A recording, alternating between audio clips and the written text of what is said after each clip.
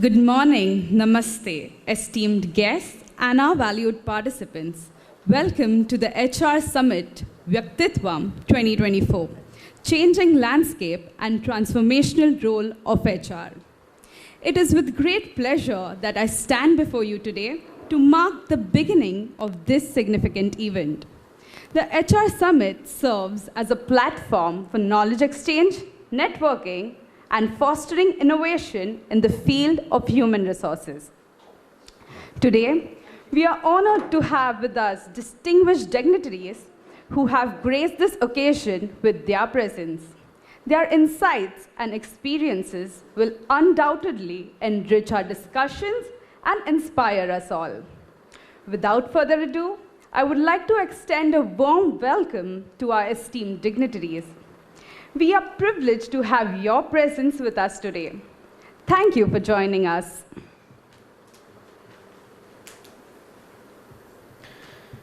Good morning, everyone. With all this exciting energy and happy faces, let's start this event on an auspicious note by lighting the lamp. It's a symbol of enlightenment. For this, I would like to invite our keynote speaker, Mr. Harjeet Khanduja, sir, who is the Senior Vice President of Reliance Jio. Dr. Sandeep Sawant, sir, who is the Director of Kohinoor Management School. Dr. Svetlana Tatuskar, ma'am, who is the Director of Kohinoor Business School. And Dr. Bharati Deshpande, ma'am, who is the Dean of Kohinoor Business School. In addition to this, I would also like to invite Professor Minoti Naik, ma'am, for Saraswati Vandana. या कुंदेंदु तुषार हार धवला या शुभ्र वस्त्रावृता या वीणावर दंडमंडित करा या श्वेत पद्मासना या ब्रह्माच्युत शंकर प्रभूतिभिः देवै सदा वंदिता सा मां पातु Saraswati Bhagwati निशेष जाड्यापहा.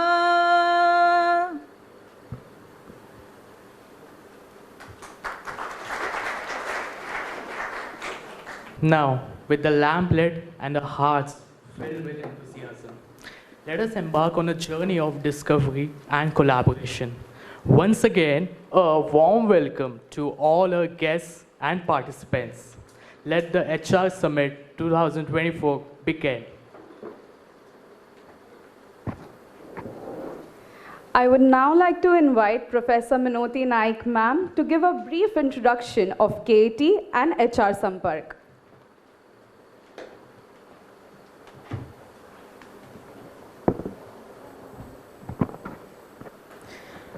I take this opportunity to briefly introduce the Kohinoor Group, KAT Schools of Management and HR Sampark. From a humble educational venture, Kohinoor classes, started by the late Dr. Manohar Joshi at Dadar, Kohinoor has grown into a well-diversified, multi-activity, multi-location business group. A fast-growing business group based in Mumbai, Kohinoor has a significant presence in fields as diverse as education, hospitality, real estate, etc. Imbued with sheer commitment and drive for achieving sustained and all-round excellence in every activity it undertakes, the Kohinoor Group has been moving from strength to strength since its inception in 1961. Kohinoor Technical Institute, which was founded by Dr. Manohar Joshi, started with a single center at Dadar in Mumbai and now has grown into a national network. Dr. Joshi strengthened the pillars of the Kohinoor business before handing over the group's reins to Mr. Unmesh Joshi, architect, entrepreneur, and educationist. The group believes in growing perpetually by empowering its students, employees, customers, partners, associates, stakeholders, and most of all, the society at large. Under the banner of Kohinoor Education Trust, we have Kohinoor Business School and Kohinoor Management School. KAT Schools of Management KBS and KMS, located in the heart of the city, conducts management courses, namely the University of Mumbai affiliated MMS under the aegis of Kohinoor Business School, which is NAAC accredited, and PGDM under the aegis of Kohinoor Management School. The philosophy at KIT Schools of Management is to develop socially sensitive business leaders. Apart from the classroom teaching, we use innovative pedagogical tools to prepare our management students to cater to the corporate demands. We have state-of-the-art infrastructure to ensure a good learning environment. Industrial visits, guest speakers, international academic collaborations, and industry professionals regularly visiting the institute are an integral part of the students' learning at KBS and KMS. By these initiatives, we endeavor to bridge the gap between classroom wisdom and business realities. I would also like to talk briefly about HR Sampark and its work. HR Sampark came into being in 2017 in Kolkata through the vision of Mr. Ashish Banka with the thought of uniting HR leaders from the Kolkata region. Fast forward to 2019, Mr. Banka relocated to Mumbai and expanded the horizons of HR Sampark by launching the Mumbai chapter, organizing 5 mega HR events in both Calcutta and Mumbai, with the support of other HR leaders sharing a common vision. The year 2020 witnessed the formation of the NCR chapter, and even during the challenges posed by the pandemic, the community stayed vibrant through YouTube engagement. Driven by an unwavering commitment and passion for fostering philanthropic spirit among senior HR leaders, Mr. Banka guided HR Sampark on a remarkable journey. HR Sampark has successfully hosted 15 HR events in Bangalore, Hyderabad, Kolkata, and Mumbai, connecting an impressive constellation of 800 CHROs and HR leaders via WhatsApp. The group is a discreet and coveted community joining hands for making an impact. HR Sampark also has 3 active general chapters in Kolkata, Mumbai, and NCR, having the support of mid-level HR leaders, academicians, and consultant partners. The community shares a common vision to support industry professionals and students through various interventions. They also have a separate group of academic placement heads and job consultants to build the ecosystem along with HR leaders and mid to entry-level HR professionals. HR Sampark is doing a lot of meaningful work with initiatives like Sampark Mentee Program, Mission Youngistan, building the connect amongst HR leadership community, weekly and monthly knowledge sharing online events, job support, industry academia events, and social contribution events with various partners.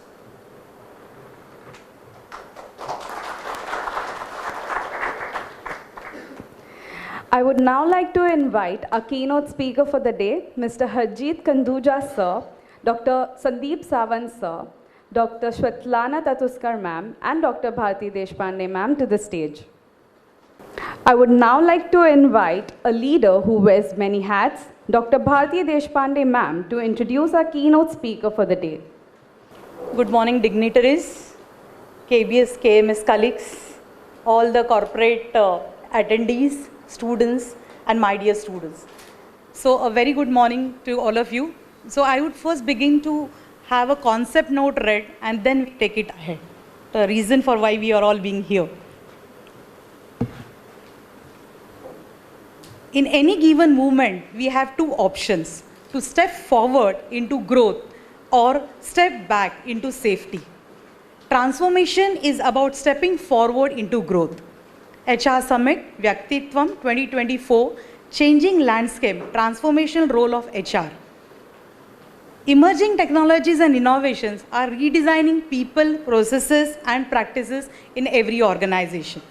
The greatest challenge to HR, emerging hybrid professionals, is to embrace all the changes and accelerate organization growth. New emerging hybrid workplace, adapting to new technologies, adapting to Gen Z, and millennial expectations, and mobile workers are the few challenges faced. Bringing an agility, strategic focus, and current shift from diversity and inclusion to adversity in calls for transformation role of HR. This summit Vyaktitvam 2024, Changing Landscape Transformational Role of HR, has been designed to discuss our latest trends, new working models, strategies adopted to deal with uncertainties and innovations. Also, we have some sub-themes of data-centric HR practices and diversity, equity, and inclusion. KIT School of Business is happy to host the HR Summit at KBS campus. It's a pleasure to welcome our keynote speakers, panel members, our recruiters, partners, alumni, and students of KBS and KMS. I go ahead and introduce our keynote speaker. So it's my pleasure to introduce our keynote speaker, a person of remarkable distinction and accomplishment, Mr. Harjeet Khanduja. Before that, I would like to request Dr. Sandeep Sawant to welcome Mr. Harjeet by offering a sapling and a memento.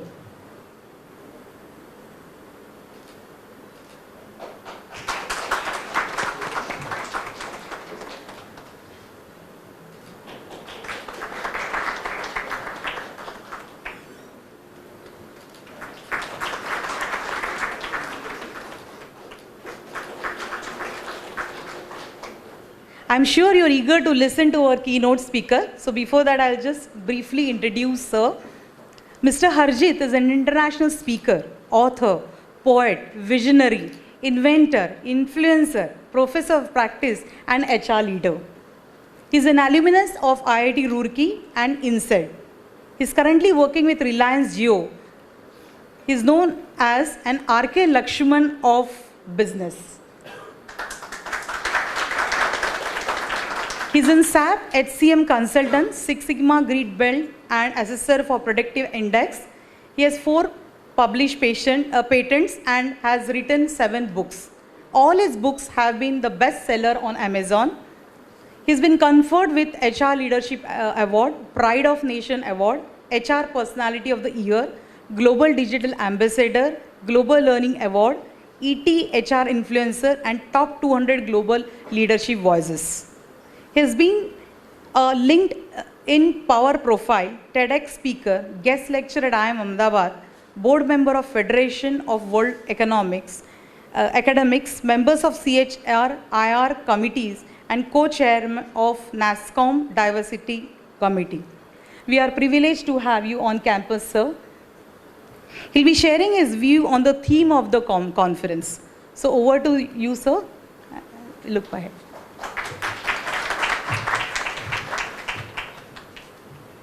Sorry for the time we took. Before we start, please give me a huge round of applause.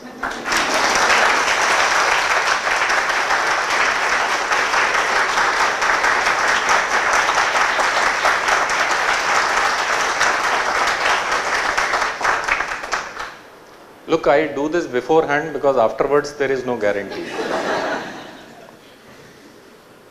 So, let me tell you,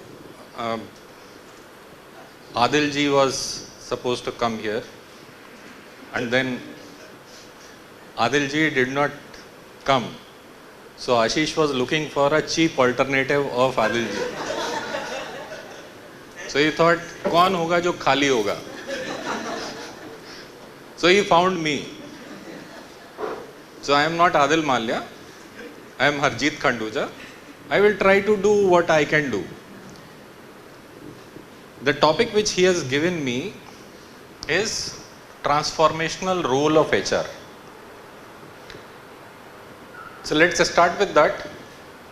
And it is going to be an interactive session. I will set some ground rules. Jai Shri Ram. His name is Shri Ram. And he has told me that he doesn't have a slider. If I say Jai Shri Ram, he will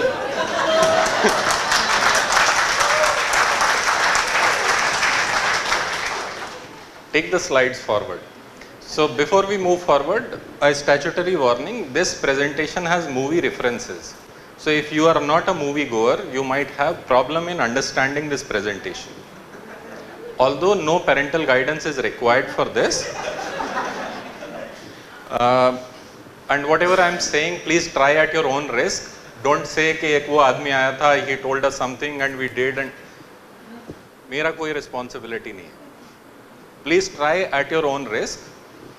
And images are for educational purposes. Copyright is with the owner. Right? Thank you. We are done with this. Jai Shri Ram. You are able to see the lady in the blue? You are also able to see the blue bottle with the blue cap? Let me break it to you. This is a black and white picture. And what someone has done is, someone has actually put lines on this picture of different colors. And what your mind is doing is filling color in the picture. That is what we are going to do in this presentation. I am just going to draw parallels and you will fill color in your own picture. You come from different backgrounds. So it is your picture. So learning of you people are going to be different with the same presentation. And I am not going to talk about big things. I am going to talk about small things.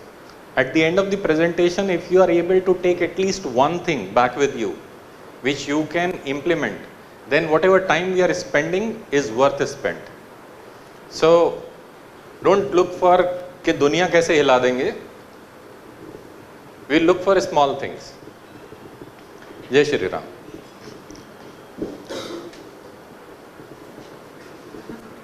Look, we are going to talk about HR. I want to keep two images in your mind. If you keep parallels in your mind, then it is easy to understand. So what happened? There was a couple who wanted to do a puja. So they called Panditji. Panditji said, okay, I will perform the puja. Why do you want to perform the puja? Is your daughter not getting married? They said, no. Actually, our daughter's DP is not getting enough likes. Now, who wrote this puja? But still, Panditji did that puja. That is what HR does.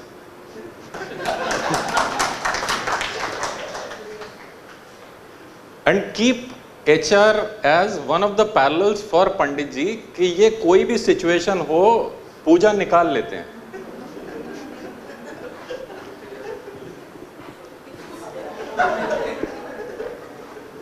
This is the another parallel. Who is this? Huh? Housemate. जोर से बोलो ना. इसमें शर्म वाली क्या बात है? Bye. Somebody is very excited. Don't take him wrong. He doesn't means his excitement is coming. Okay, let's not discuss that. Otherwise, it will be a posh case. Why this is a parallel for HR? What your buy does. Everyone knows who buy is. Buy comes to your house, does everything in the house, from cleaning your house, from cooking, taking care of kids, everything. You even give the keys of your home to your buy. Take care of it. Buy knows what you like, what you don't like. That is what HR does for the business. I have keys to the house and I take care of the entire house. But tell me, do people touch feet of buy?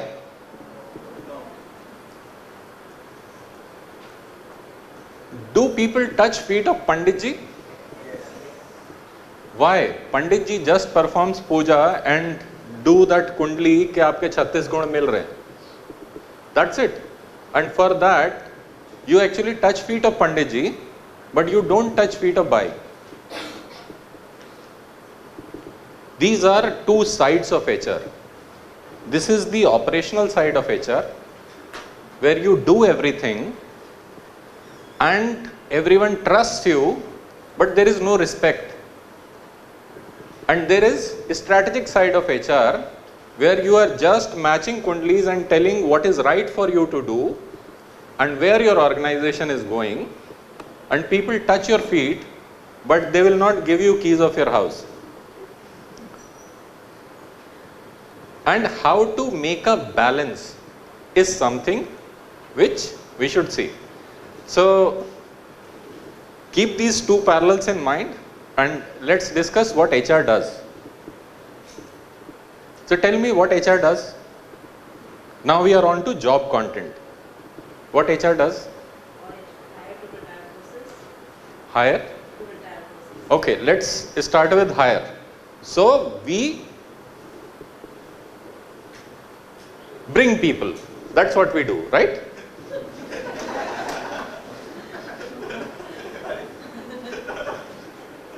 We bring people. That's what our job is. Fine, that's why all the recruiters come to the college. Chalo. Nahi, kuch to kharab hai isme. Something is wrong here, right? We actually bring right people. Right? That's how respect is coming. Huh? But actually this is also not right. We actually bring them back every day. Because when you recruit somebody, next day the person is going to abscond or not going to come.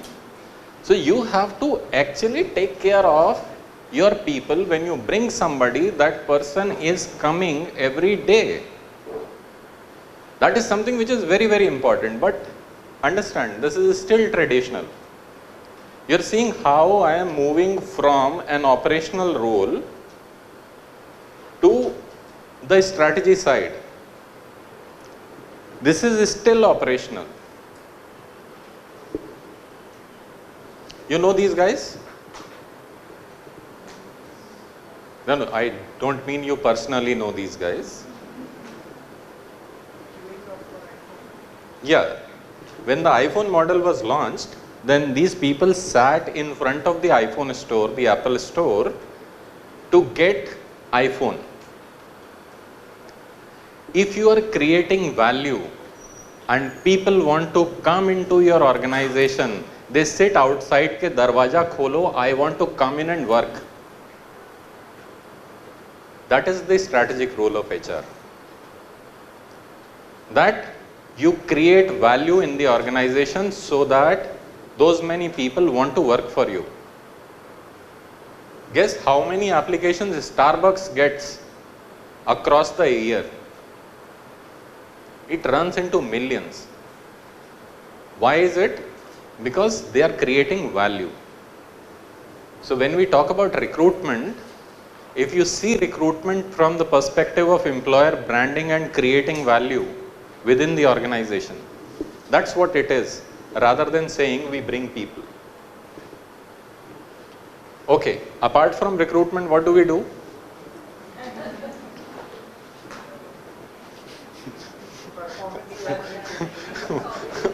Not coming to, अरे लिखा हुआ है इधर.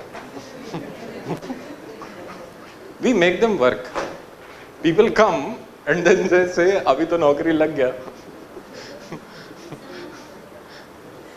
So there was a contract labor. He used to work very hard. So they thought, ये बहुत अच्छा काम करता है, इसको permanent कर देना चाहिए. So they made him permanent. That day he stopped working. He said, अभी तो साहब बन गया, अभी मेरे को क्यों काम करना है? Hire another contract worker. So making people work, right? That is what our job is? No.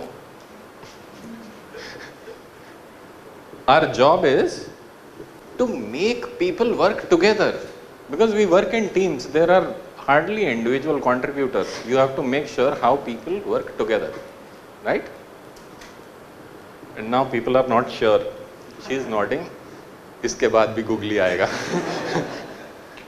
Yes, this is still traditional.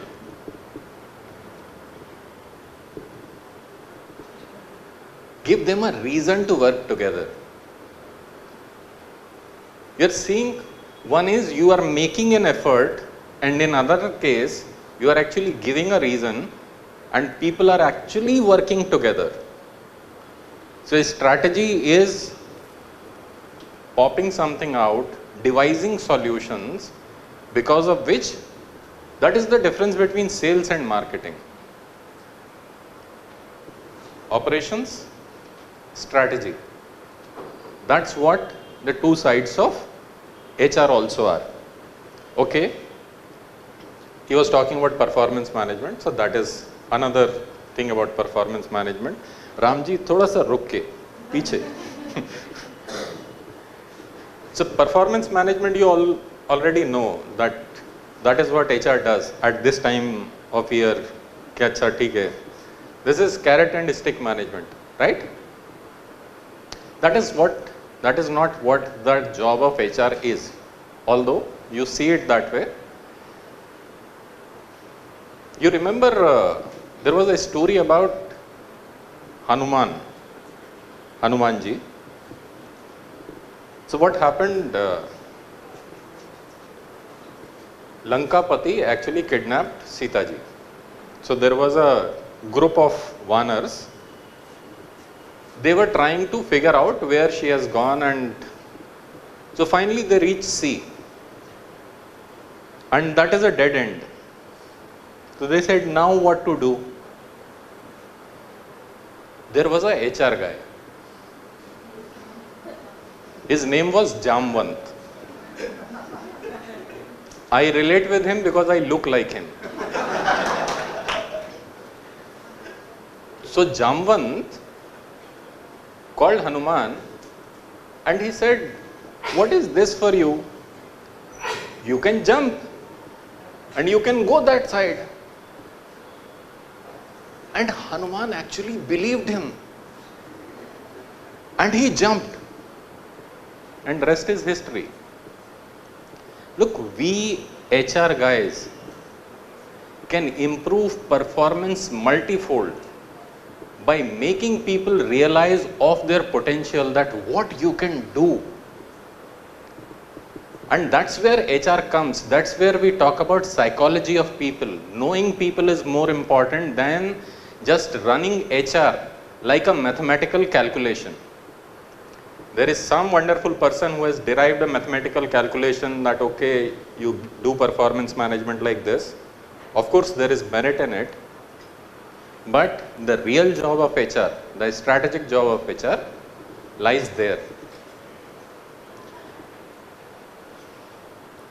Another job is creating culture, right? That's what we do. HR people create culture. How do we create culture? This is our vision, this is our mission, these are our values. All of you will wear the same uniform so that you look alike. And we are thinking, if you look alike, you will think alike also. So paint everyone in the same color. We will stand every morning and sing the same song so that you are conditioned. That's what we do as culture. Fine, this is the operational side of culture. How you actually develop culture is, you put the entire team in front of customer and they have to run a symphony, and anyone goes off track, customer can find out. You can make people responsible for that. And that's how you build culture. She is in shock. ये क्या है? Right? चलो ठीक है, अभी यही है. So summarizing, this is what the role of HR is. We do 4 things. We bring people, we make people work together, we help people realize their potential, and we create a customer-centric culture. Now let's talk about what is future in current context, how the HR has changed, and we are talking about transformation. So you guys are with me, otherwise we can stop here and be done with it. ये तो इसने तो बुलाया, ये तो बोलेगा ही तो.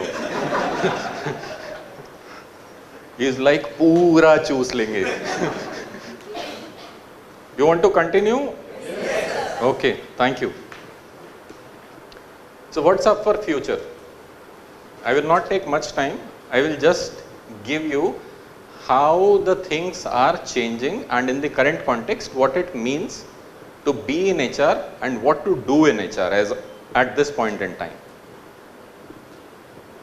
Remember Hari Sadhu? H for Hitler. This was an ad which used to come where there is an arrogant boss who throws paper at people, at the face of people. H for Hitler, A for arrogant, R for rascal. My name is Harjeet.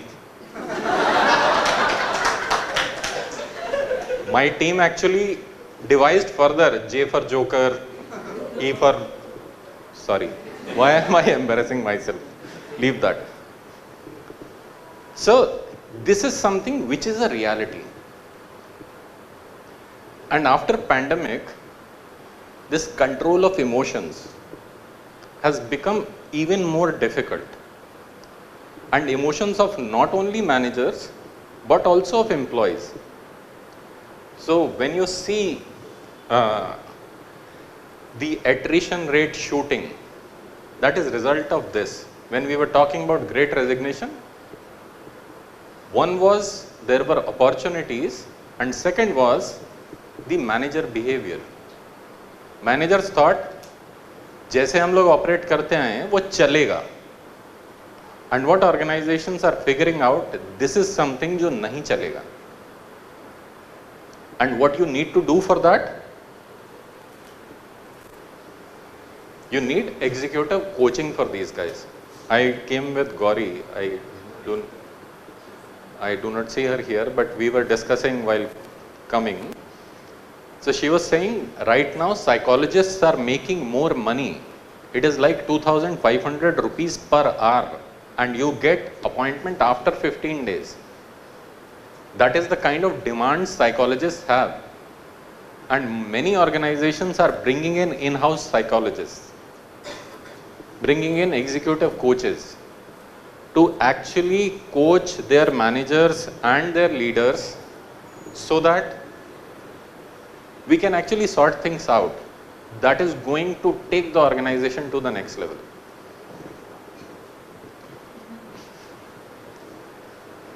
All of you would have either studied from home or worked from home, so you know how it is like. It is very refreshing that kids are jumping at your head and at the same time boss is also jumping at your head. But even after that, and this is 2023 end figures where Money Control says people actually want to work in a hybrid or they want to work remote. There are 30% people who want to work remote and there are more than 50% people, they say at least hybrid to do. I need flexibility. And when people are asking for flexibility, you can ignore till one point in time. After that, you will have to come to a mid path. And then what happens is, if you allow people to work in this setting, then this is also starts happening, which is people start having affairs with other companies. I got a guy, this is real. I got a guy who was working simultaneously with 27 companies. And it is not that कि ऐसा छोटा मोटा company में काम कर रहा हो. All the big names. It came out of UAN audit.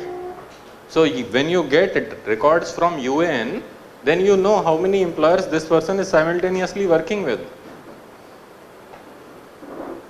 And you are like, oh, what to do?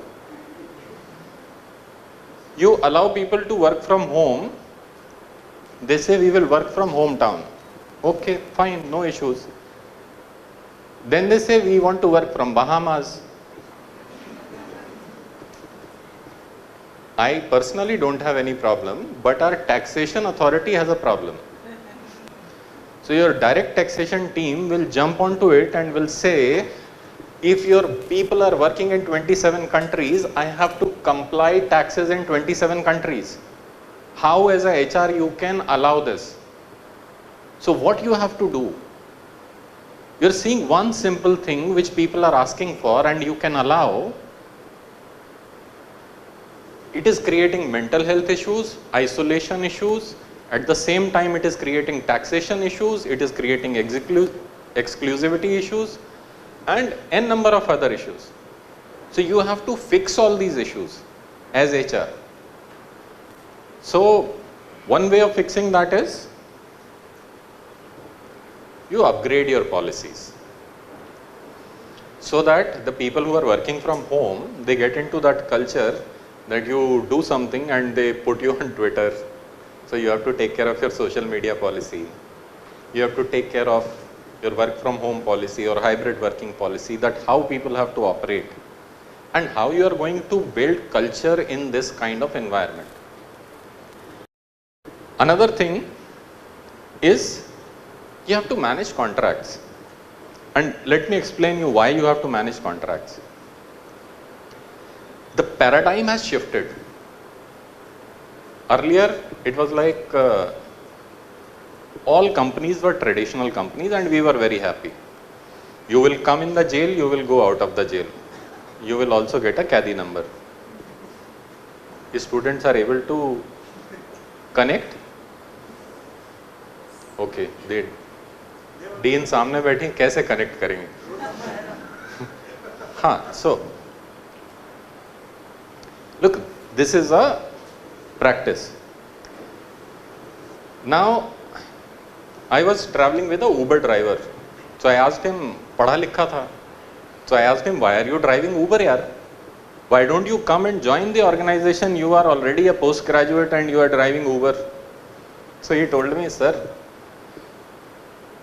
before taking your call, I was sleeping for 2 hours. Will you allow that in your office? And I was like, okay, I get you. Now what people have been asking for is flexibility.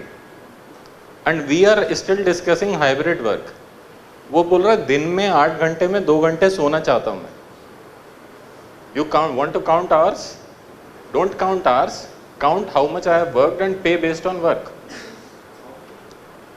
And if you see, Uber is there, Urban Clap is there, Swiggy is there, Zomato is there, Amazon is there. This list goes on and on. These are new age organizations which work on platform and give gig kind of assignments. And it is not that it is happening from today. LIC has been doing this model for years, this gig economy model. Amway has been doing this. Now thing is, this group is getting widened and widened. So you will have to start reviewing your contract and say, the way doctors and lawyers are into contracts, my standard contract is not going to work. I will have to create multiple employment types and contracts for them. So that is the third job of HR in the current context. All of you order online, Swiggy, favorite, grocery, Blinkit. Now if this is happening, earlier pizza used to come in 30 minutes. Then Swiggy came, they said 15 minutes. में मतलब 30 minutes में तो कुछ भी आएगा. Then came Blinkit, it said 15 minutes में. Now if somebody comes to you and says experience letter चाहिए, and you tell that guy कल आना, will that person accept it? Socially it is not acceptable anymore because the society around us has changed. And if that has changed, what you need to do is, you need to seriously upgrade your systems the way all the other systems are getting upgraded. And you know why I am saying that? During pandemic, one of the vegetable vendors was supplying vegetables. And suddenly I saw, पहले तो घर में दाल बन रही थी और पहले तो दाल ही बन रही थी. Then एक आध सब्जी बननी शुरू हुई. Then अचानक I realized that there are a lot of vegetables being cooked. So I asked my wife, did you change the vegetable vendor? She said no. he has changed his practices. And I asked her, how? Well, now he is taking order on Google form. And he is accepting all kind of digital payments.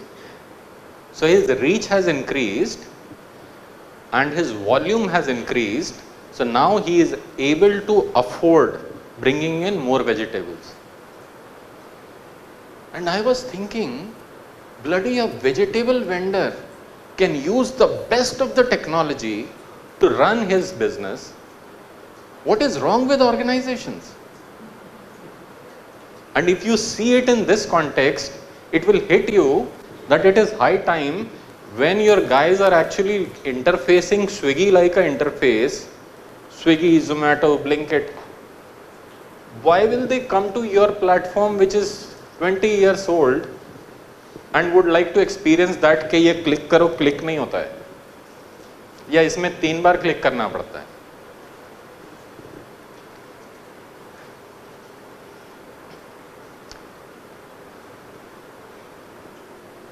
So, kids have started learning online. We are still into traditional system of learning, especially in corporates. And why I am saying so? Look, educational institutes have gone ahead and they said, लोगों को life में choice चाहिए. So we will give electives. Electives मिलता है ना? And you can choose what you want to study. अभी जिसको life में पूरी choice मिल रही है कि Netflix पे क्या देखना मैं decide करूँगा. कॉलेज में इलेक्टिव कौन सा पढ़ना मैं डिसाइड करूंगा. And when you join organisation they tell you ये 3 दिन का इंडक्शन है, बैठो इसमें, नो चॉइस. पहला शॉक वहीं लगता है एंड उसके बाद shock after shock, then they say अच्छा this is called organisation. So the methods of learning also have to change in line with. I talk to a lot of training guys and they get offended. ऐसा कैसे? Learning तो ऐसे ही होता है जैसे हम लोग अभी बैठ के बात कर रहे हैं, ऐसे ही होना चाहिए लर्निंग. इसमें मजा ज्यादा आता है. किसको मजा आता है? मुझे मजा आ रहा है. वो पीछे कोई एक आदमी अपना सिर पकड़ के बैठा होगा, ये चुप हो जाए. That person cannot walk out, he has to sit for 30 minutes. Now, when you are in offline mode, whenever you want to study, many of us actually use online, offline together. Gauri was here, she did a program, we together did a program, it was her program. And it was an awesome thing. And it reached out to many people, and afterwards also people wanted to see. So here Ashish is I believe going to upload it on YouTube so that it can reach more people. We will have to come to a hybrid kind of a situation where people can actually learn and sessions have to be short. TEDx talk 20 minute का ही होता है क्योंकि 20 minute के बाद समझ आना बंद हो जाता है, इसीलिए मैं हैवी चीज़ 20 मिनट के बाद शुरू करता हूँ.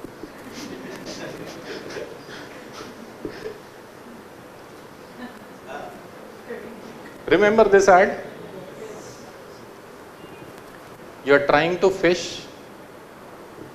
and you are trying Fevikwik. In the new world, things have to be done differently. What we try to do is, so when my son was studying, so they said in the college that we are going digital. So I was very happy they are going digital. So they took exam digitally.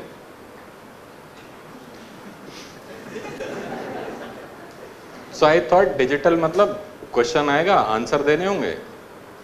What they did was, these guys had to write at home, sitting in front of computer. They scanned, uploaded, teachers downloaded, checked, again uploaded with marks. I said, this is not digital. This is digitization. Digital is that you have uploaded questions and somebody has given answers and the score has come.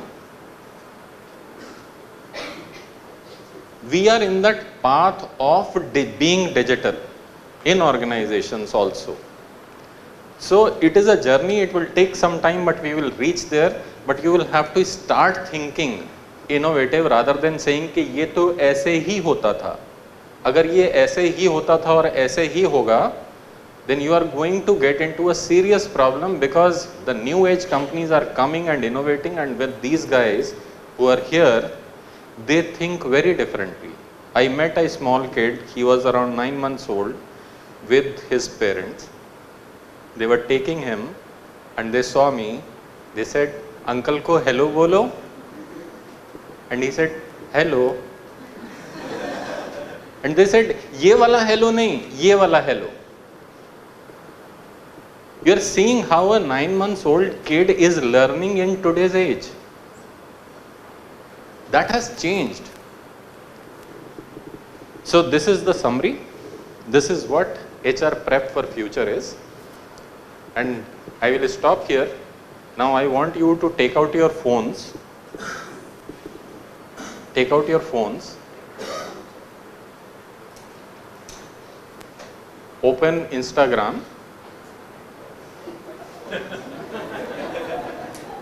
Open Instagram. That would be quick, right?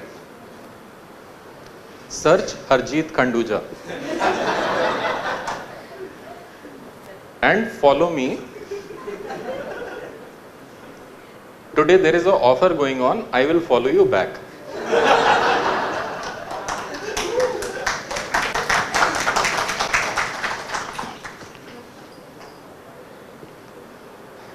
So, ma'am was asking me how many books you have written. 4 or 8, she said 7. So right now there are 8 books. I brought one book here for some of you. And I would want to give away those copies. One is, I would want to give away the copy to all the speakers who are here. And second is to some of the audience. You will have to answer a question for that. So if you can give me my bag, yeah, that would be great. Thank you. So the question is, if you can tell me my pen name as a poet. My pen name as a poet.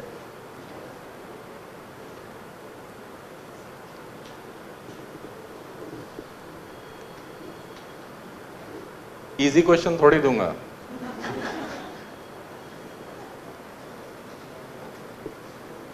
Anyone? वरोधकांत तुमको तो मालूम होना चाहिए यार. बॉम्बे में जितने session होते हैं, he always comes.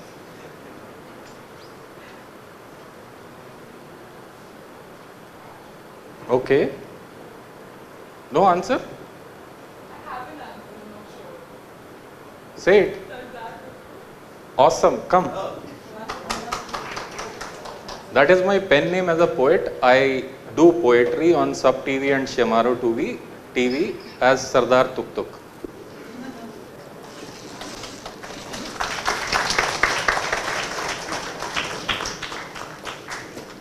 Please come.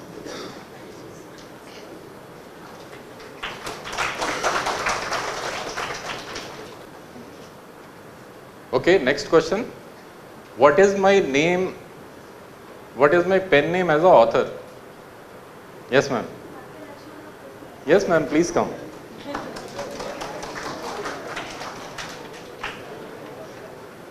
This is a storytelling book. So,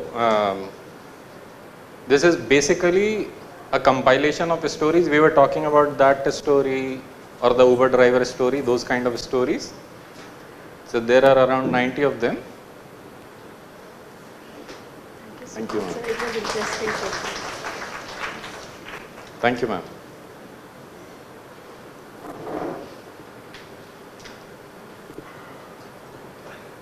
Okay. So one more question. Who is Ashish Banka? Please, sir, come. And let Ashish Banka only give it to you. Come over, Ashish.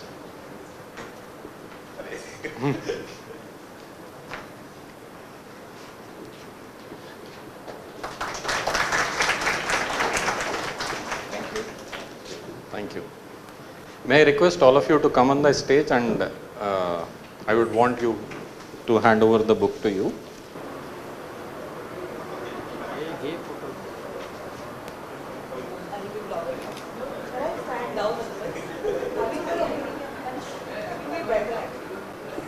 Thank you. Thank you guys. You have been a lovely audience. Wow, that was an insightful session. Please have a big round of applause for sir. Now, with Mr. Khanduja sir's session setting the tone for our further discussions, so let us now proceed with the rest of our program, filled with engaging sessions and insightful panel discussion. See?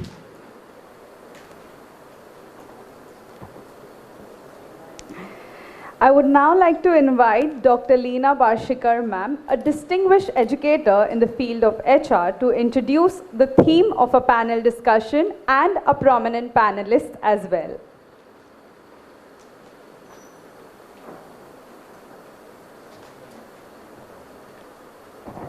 Good afternoon.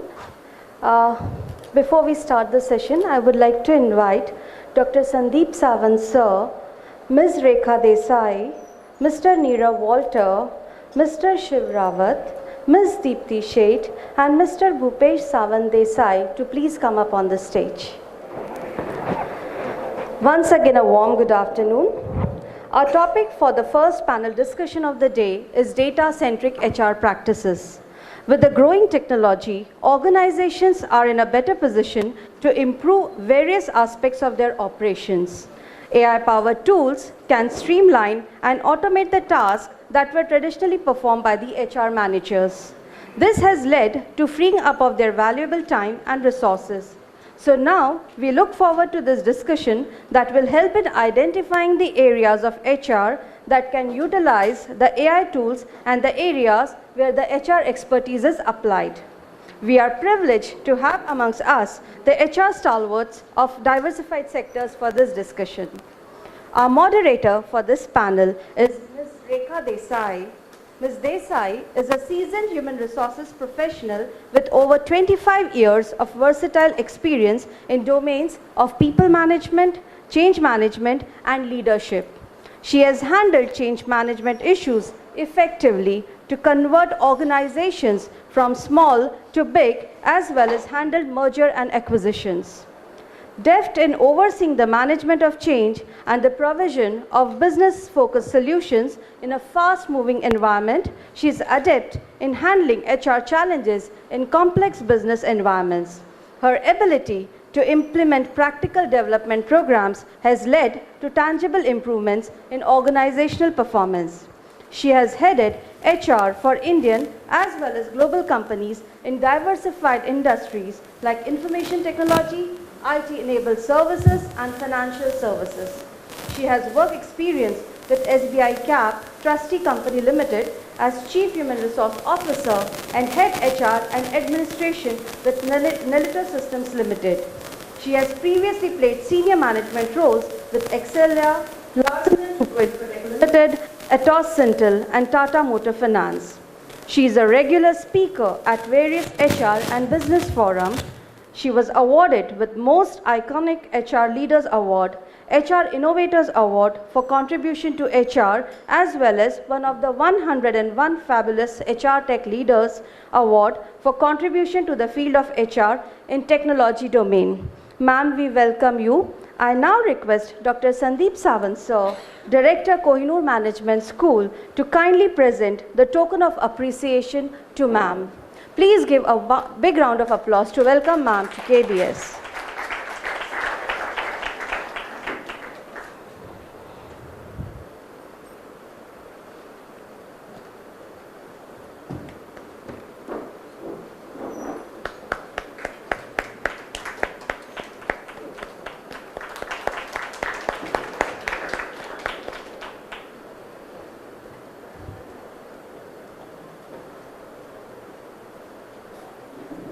Thank you, sir. Thank you, ma'am.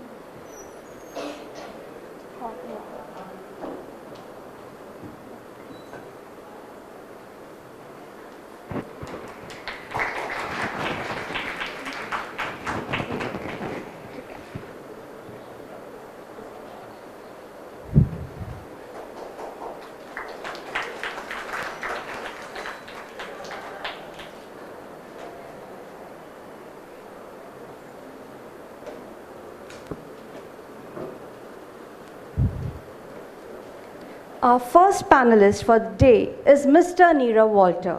He is Human Resources Head with Zydus Takeda Healthcare Private Limited. Living by motto, achieve or live, and life quote, there is no substitute for hard work, Mr. Walter is an innovative HR business leader with more than 2.5 decades of experience. He possesses an ability to translate business vision and strategy into actionable HR initiatives that improve performance, profitability, growth, and employee engagement.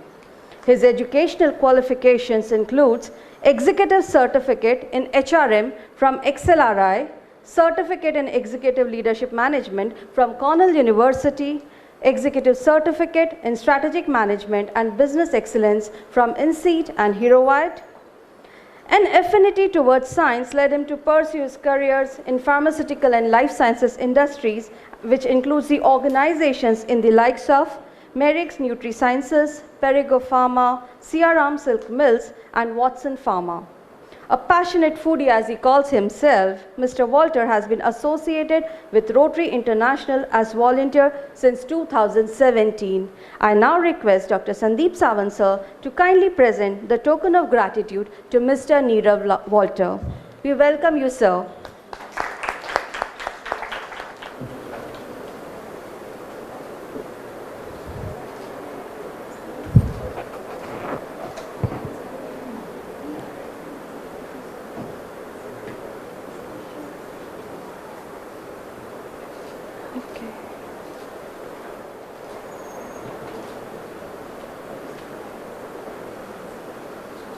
Vice President and Head HR, SOTC Travel Limited.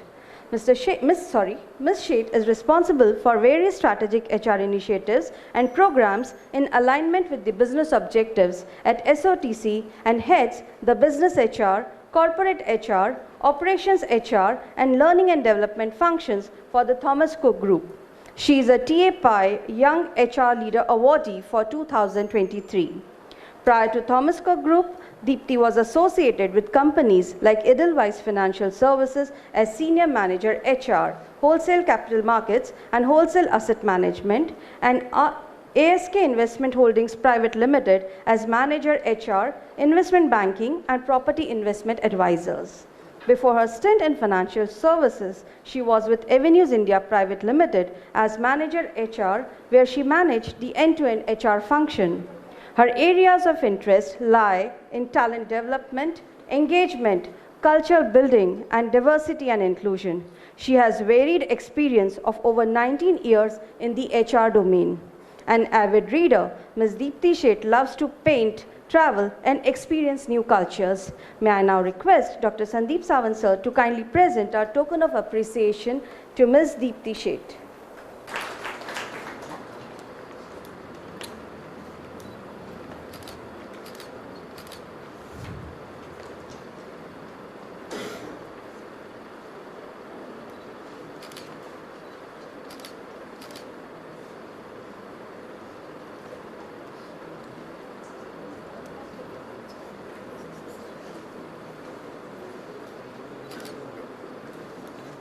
And our third panel member for this discussion is Mr. Bhupesh Sawantdesai, Senior Director, People, Logistics, DP World. Mr. Bhupesh is a human resources and employee relations strategist with diverse industry experience in manufacturing, consulting, logistics, e-commerce at startup and mature organization. He has a significant exposure to all the facets of HR and organization effectiveness, especially building innovative and scalable process, solutions, and teams to drive business outcome and people experience in high-growth organization. He looks forward to enhance the HR offerings by researching, evaluating, and implementing new ideas for evolving business needs and talent enrichment. His specialty includes strategic HR, talent management, organization effectiveness, capacity and capability building, total rewards, engagement, coaching and leadership development, ER strategy, and governance mechanisms to make organization future ready. I now request Dr. Sandeep Sawant sir to kindly present the token of appreciation to Mr. Bhupesh Sawantdesai.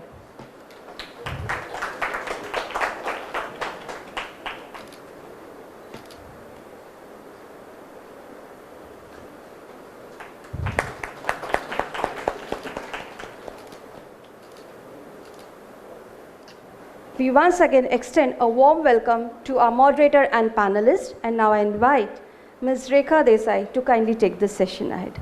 Thank you so much. Good morning. Good morning. Was the breakfast enough?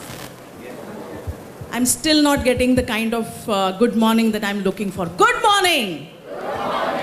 I think we all are energized after Mr. Harjeet Khanduja's session.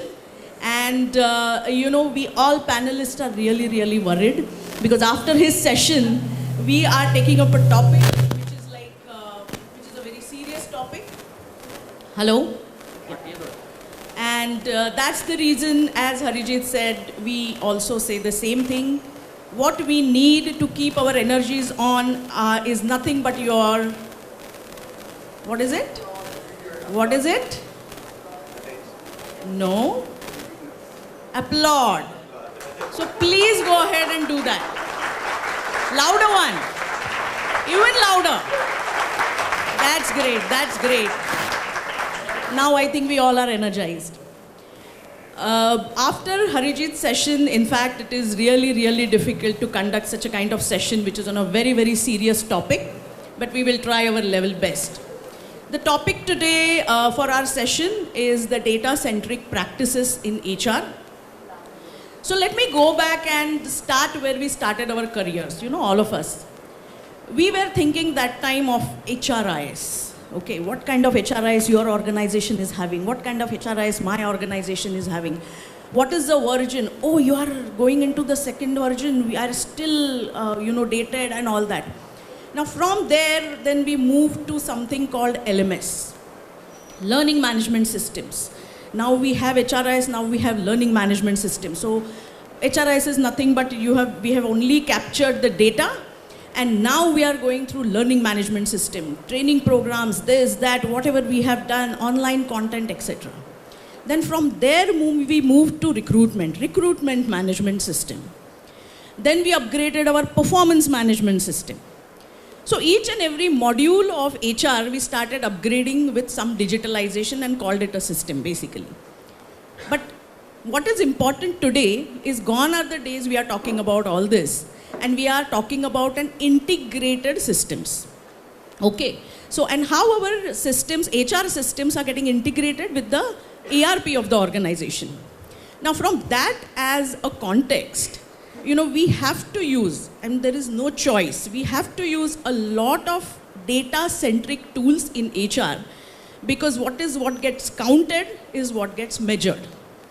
So gone are the days where HR was soft, mushy, and doing all those goody things. Now every time you have to prove yourself with data. So with that, I will start with my first question to all the panelists, and you can answer one by one. I should not ask this question, but let me have an exploratory one.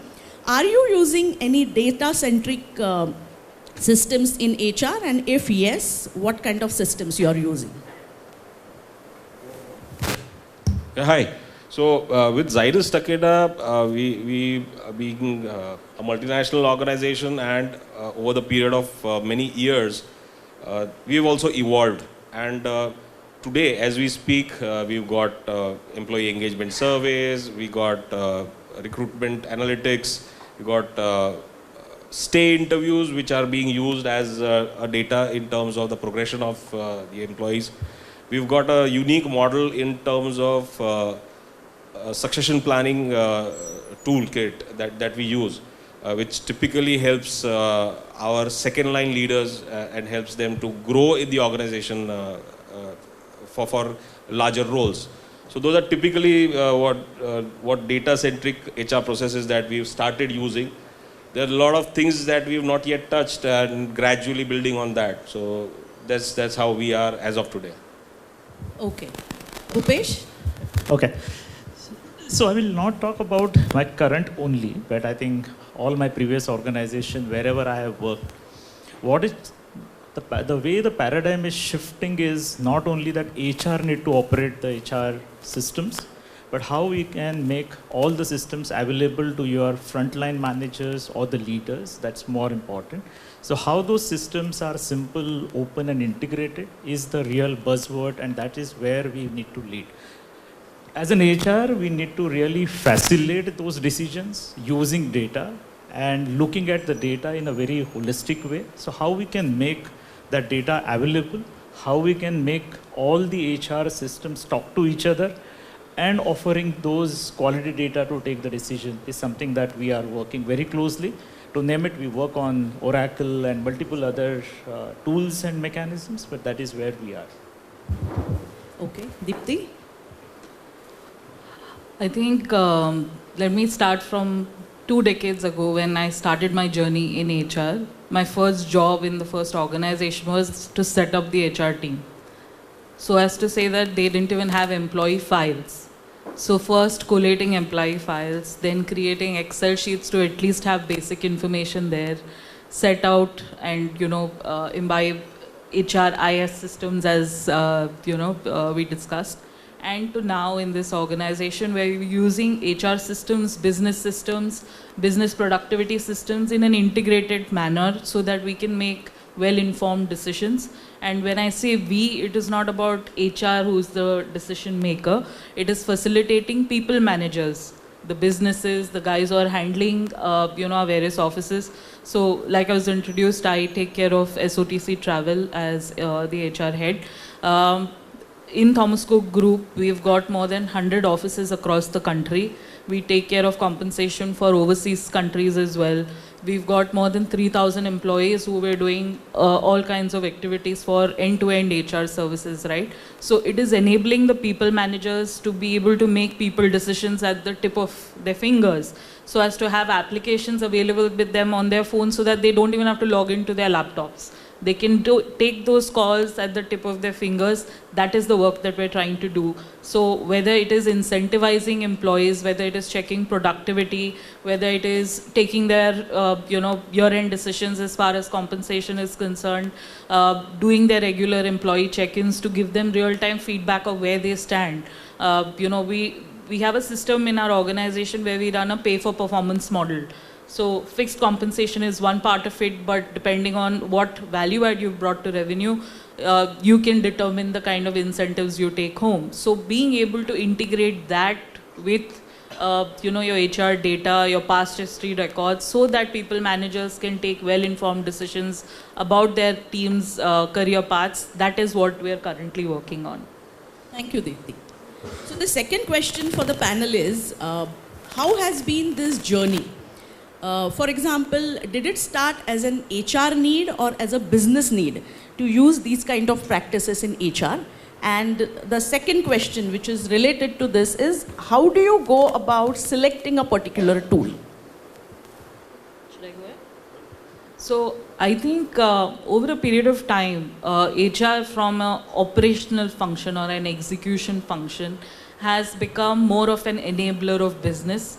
It has as much stake in ensuring productivity of the business. And like, Harjeet mentioned, we're responsible to get the right people in. How do you decide what is right and wrong for the business, right? So, taking your simple processes of, we all learn job description and job analysis and all of that in theory when we're studying HR, right? But how do you make that relevant to the business? How do you convert that to deciding what are the parameters that work as conversion when we are hiring people? So what are the kind of profiles that bring you highest kind of productivity? What are the profiles that don't bring you productivity or get weeded out of the system? So I think those points are extremely relevant. Any system which is able to self-learn based on data that is being fed on a continuous basis in the system, I think makes sense for an organization. So bringing value add to the business, I think that is the most important thing when we are deciding which kind of data enabling system that we are going to use, how we are going to integrate the systems across the organization. And yeah, I think that's the most important point. Yeah, great, Deepti. Next, Bhupesh, would you like to go ahead? So I think the journey started from moving, rather than shifting the paradigm from budget decision to database decisions in the value chain. I would say HR is one of the important components, but having because we are working in a very people-intensive organization, HR or people cost is almost 11 to 15% of your overall P&L. So it is very important that all the people-related decisions need to sync with the business decision. There is no point. So to do that, how we make a very informed decision instead of just getting into a web-based decision, how we can make a constructive decision using data, not only from the learning point of view, but also the predicting what are those scenarios coming in front of us. I think that is where the entire data-based decision-making process is. Great. Nirav? So, historically, HR systems or the HR processes were all manual, and based on the business strategy, HR strategies changed.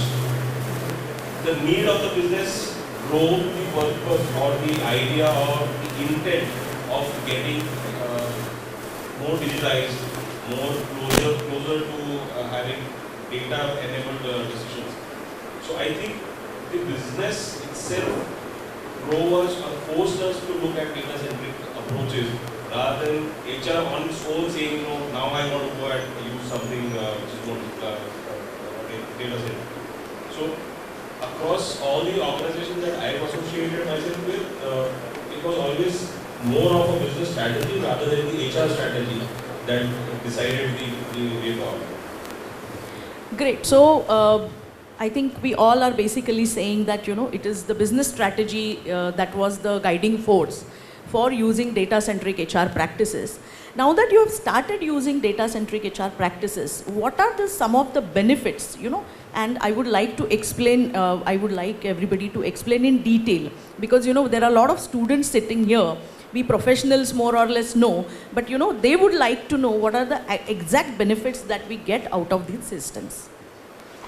Let me start right from the manpower planning, budgeting, where the entire journey starts for every year. Then we get into the recruitment process, selection process, then we get into the talent management, the career development side of it, creating the entire succession planning, the ensuring that in our logistic scenario, I will say that employee relation and industry relation, where the data plays a very important role. You have more than 900, 2,000 work sites. People work remotely, you are not managing on a day-to-day basis, they are not in front of you.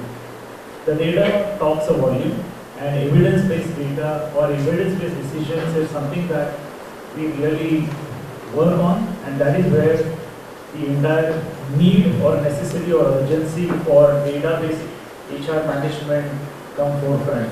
That is what my take is. Okay. Deepti? So I think HR is more or less something that the employees govern for themselves. I don't think in today's era and generation, you can say this is the chart, this is the rule book that you have to follow, and this is the outcome that you can expect. It's more or less like choosing a pizza, right? And deciding the toppings that you want. Employees need that flexibility. Employees need to know that if I make X, Y, Z decisions, this is the outcome. If I make A, B, C, this is the outcome. So right from our onboarding process to our, forget even onboarding, it's our shortlisting process to our performance management and exit process. Whether it is the basket of benefits that they want to avail, allowances that they want to choose, the kind of employee benefits that they want to avail. Especially in our organization, what we've seen the great outcome of is the learning journeys that are personalized for each and every employee, whether it's at the junior level, mid-level, and the senior management level. So the kind of learning interventions that they have the flexibility to decide for themselves, the kind of options that are given across the organization. So the competency-based learning paths that the organization also prefers that their employees go through. we have woven it in to say that we've said organization KRAs, that a certain amount of percentage of training is mandatory through the year, without which your appraisal process does not go through. So sort of putting a little bit of a stick as well, so that there's motivation to complete the learning journeys, because everybody's preferences are different. So we've seen a great output because of that. Second part is, like I said, choosing benefits for yourself, the kind of engagement activities that you want to be part of. Even for our managers, our people managers, the benefits that they get out of using data-based decision making at their end. So kind of attendance that they have in their branch, for example, therefore decides the kind of learning nominations that they can send their employees for. That also flows into your year-end appraisal or evaluation process to see what kind of ratings that your employees would earn.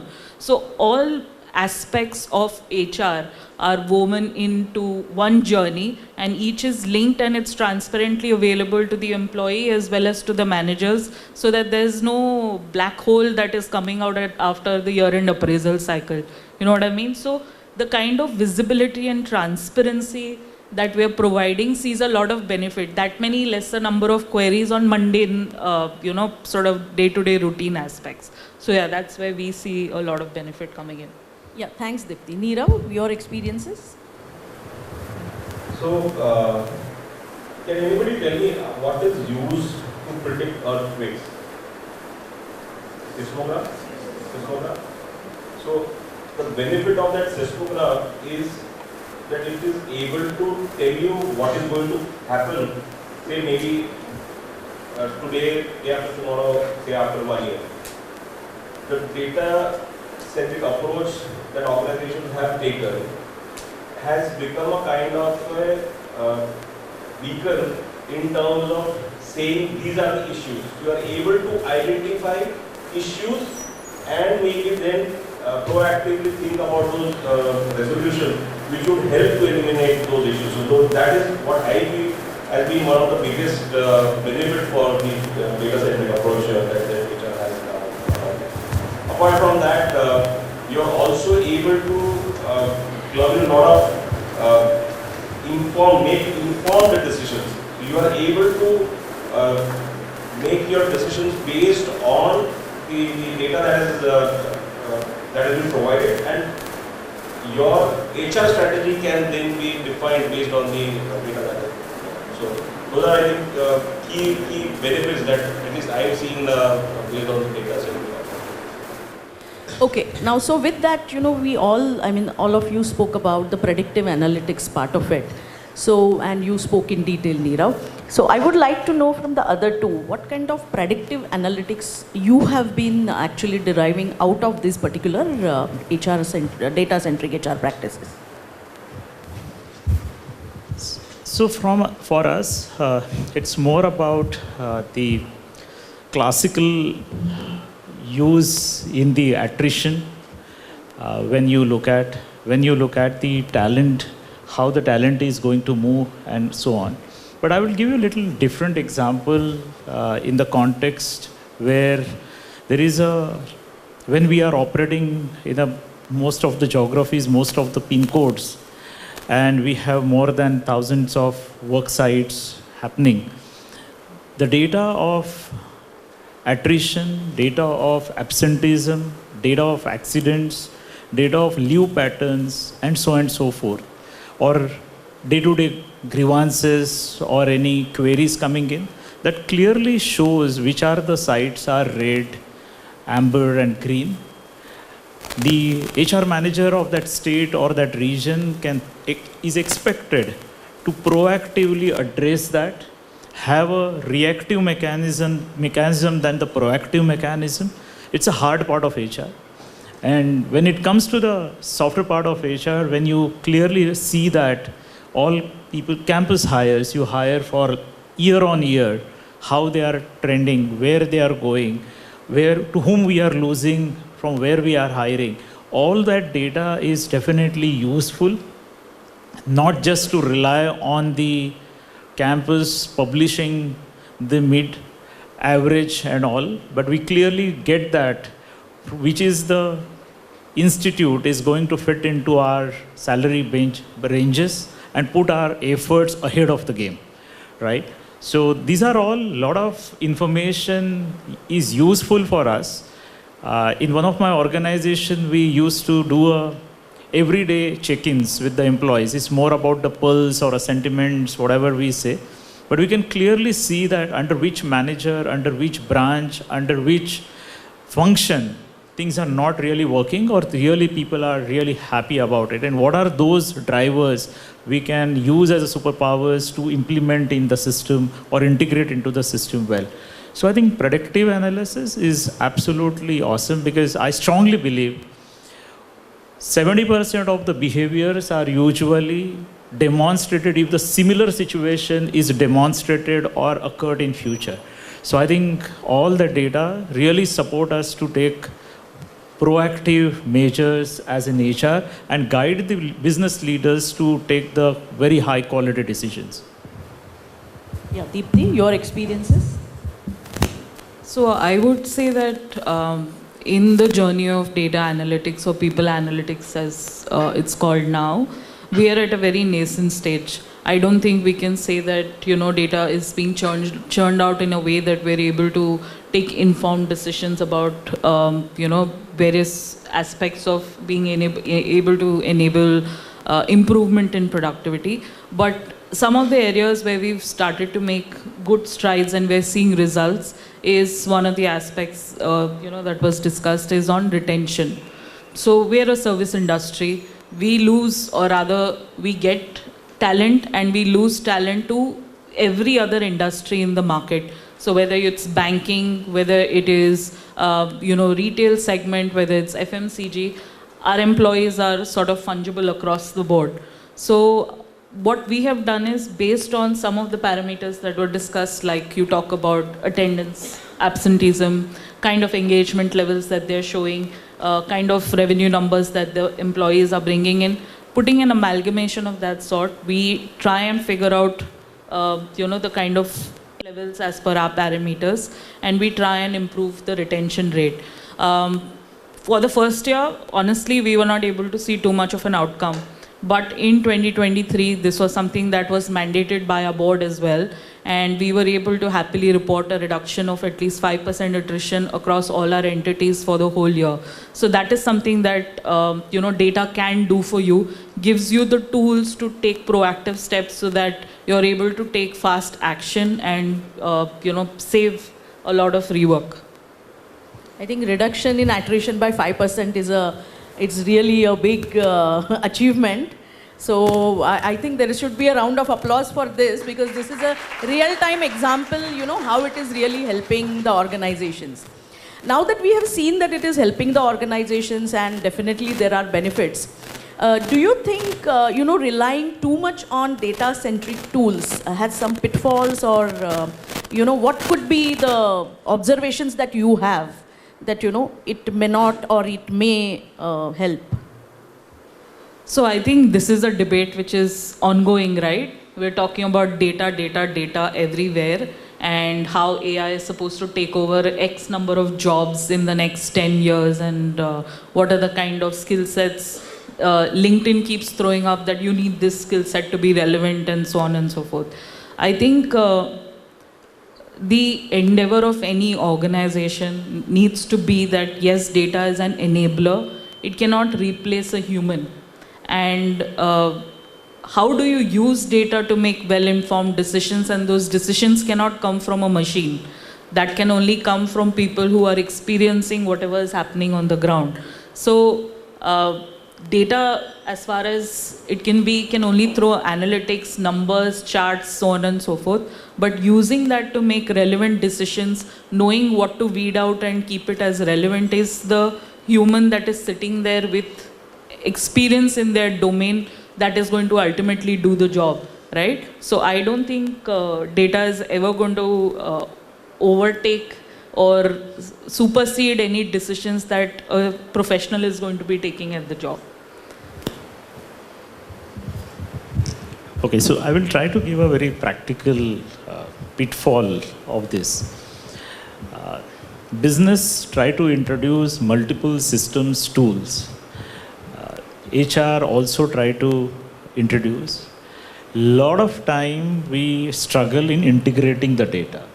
Lot of duplications, right? And speed in taking decision sometime take longer time because systems don't talk to each other.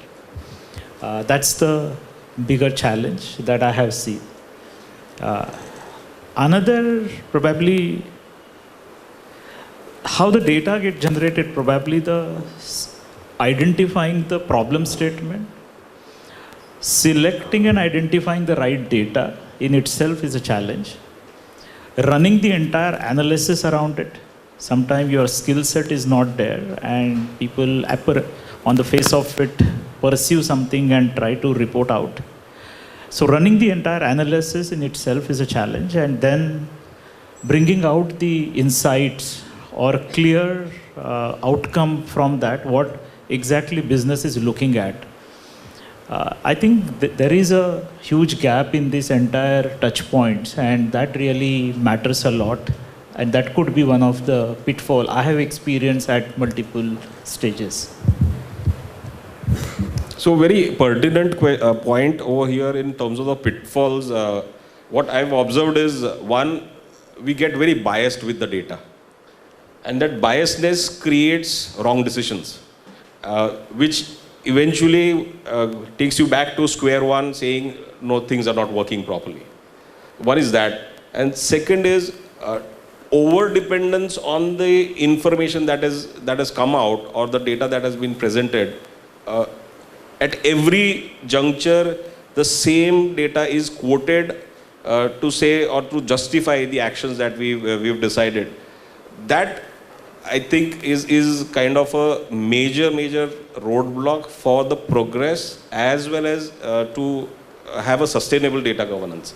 So I think those two things I've witnessed in a lot of situations where the bias is based only on the data, we forget the human factor, and then we end up taking wrong decisions.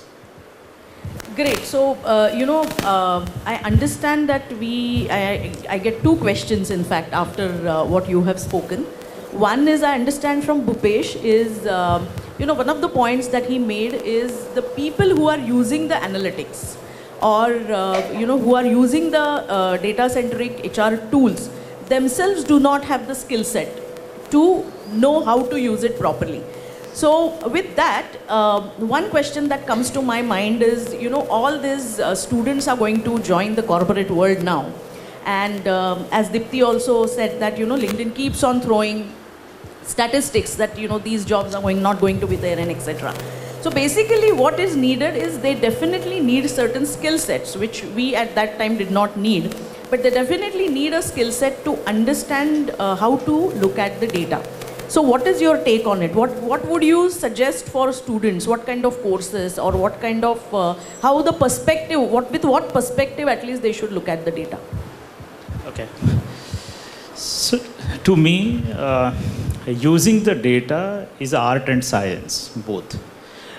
It's not just using the big data lake, and running the analysis and learning only the visualization and storytelling. It's more about how you are interpreting the data, how you are making your audience relevant to the data, how are you ensuring that your audience subscribe to your thoughts, what are you trying to present out of it to allow them to take the decision. Because as an HR, you have to facilitate. You are not taking decision. You are facilitating the entire process. So that is where I would index more. While your college, your curriculum taught you about qualitative data, quantitative data, and so on and so forth. Learn the art of using data and what Nirav mentioned about the human side of it. Don't miss on that.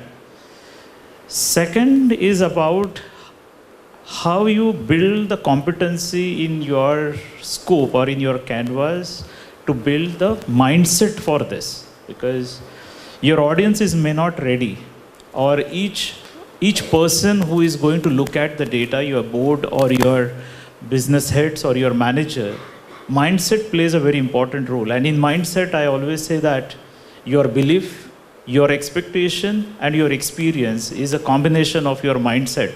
And how as an HR we invest our time to build the mindset to look at data as a decision-making tool is something that competency need to get developed, not exclusively learning the science of it. I will just give you one example. I was hiring somebody for a really good B school in HR, and I asked only one simple question: what is the difference between analysis and analytics? Okay. I interviewed 4 people. None of them could able to give me the answer, what is the fundamental difference between analysis and analytics. Okay. So these are very fundamental understanding. We need to ensure that we learn very hard way, get that clarity about it, why that concepts are. I asked one of the professor where I went for a similar kind of institute, and they showed me we have a business analytics as a one division. And I asked, help me understand 1 or 2 students who can help me to merge the qualitative data and quantitative data together. What is the process that will enable me as an HR? Because in HR, we have a lot of qualitative data. And that is a need for me. How we can convert the employee opinion survey, or he said the stay interviews, exit interviews. There's a lot of qualitative data, and we are sitting on that. Just using the numerical number and data may not.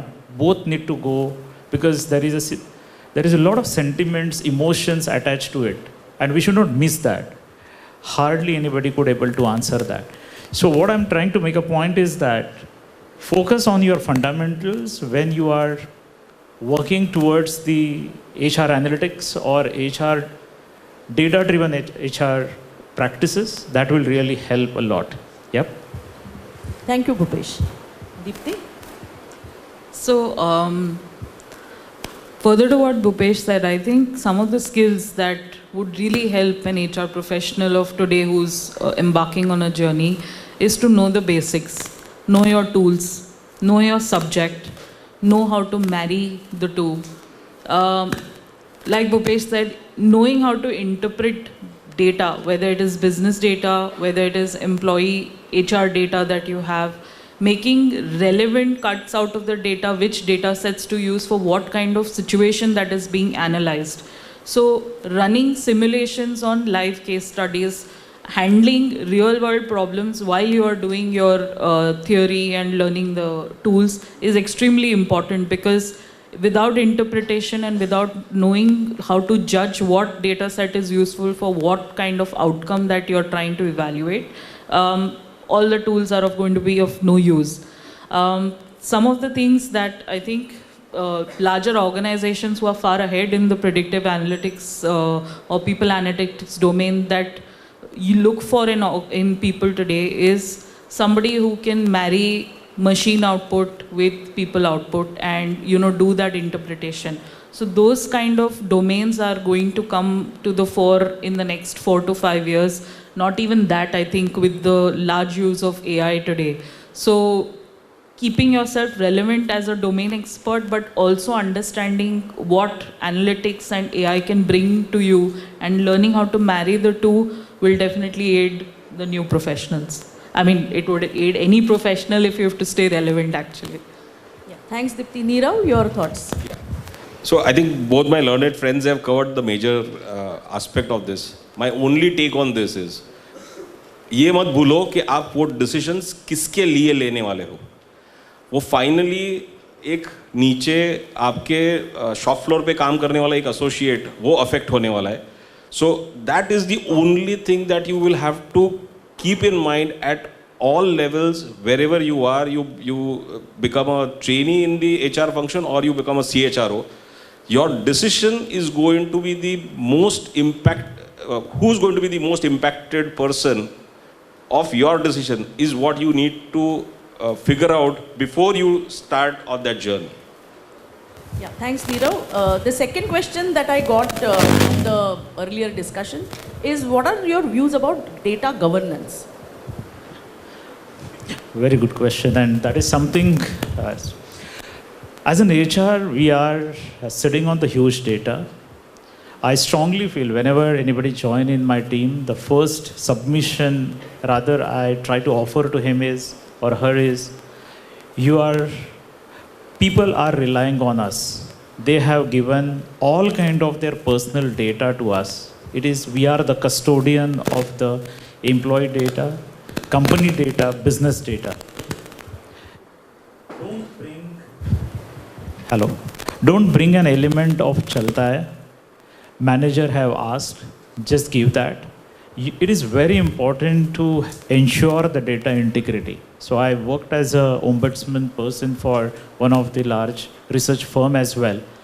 And one of the important things that they taught us, if your HUL researcher is sitting next to the PNG researcher also, it is important as an HR how you drive the culture of integrity in the system. That kind of a ownership, that kind of a standard while driving the governance in the entire HR process is important, because employee data is super important and employee are relying, they are have full trust on us. So governing mechanisms should be there. But another point is that sometimes people get over-obsessed on the data. They don't share the data when it is required. They feel that it is my baby, I can't share. And you make the decision process very slow.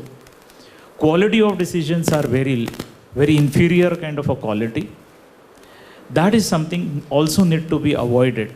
So how you strike the governance and the simplicity is super important in managing and governing the data for HR and for the organization. Great, Bhupesh. Deepti, your thoughts?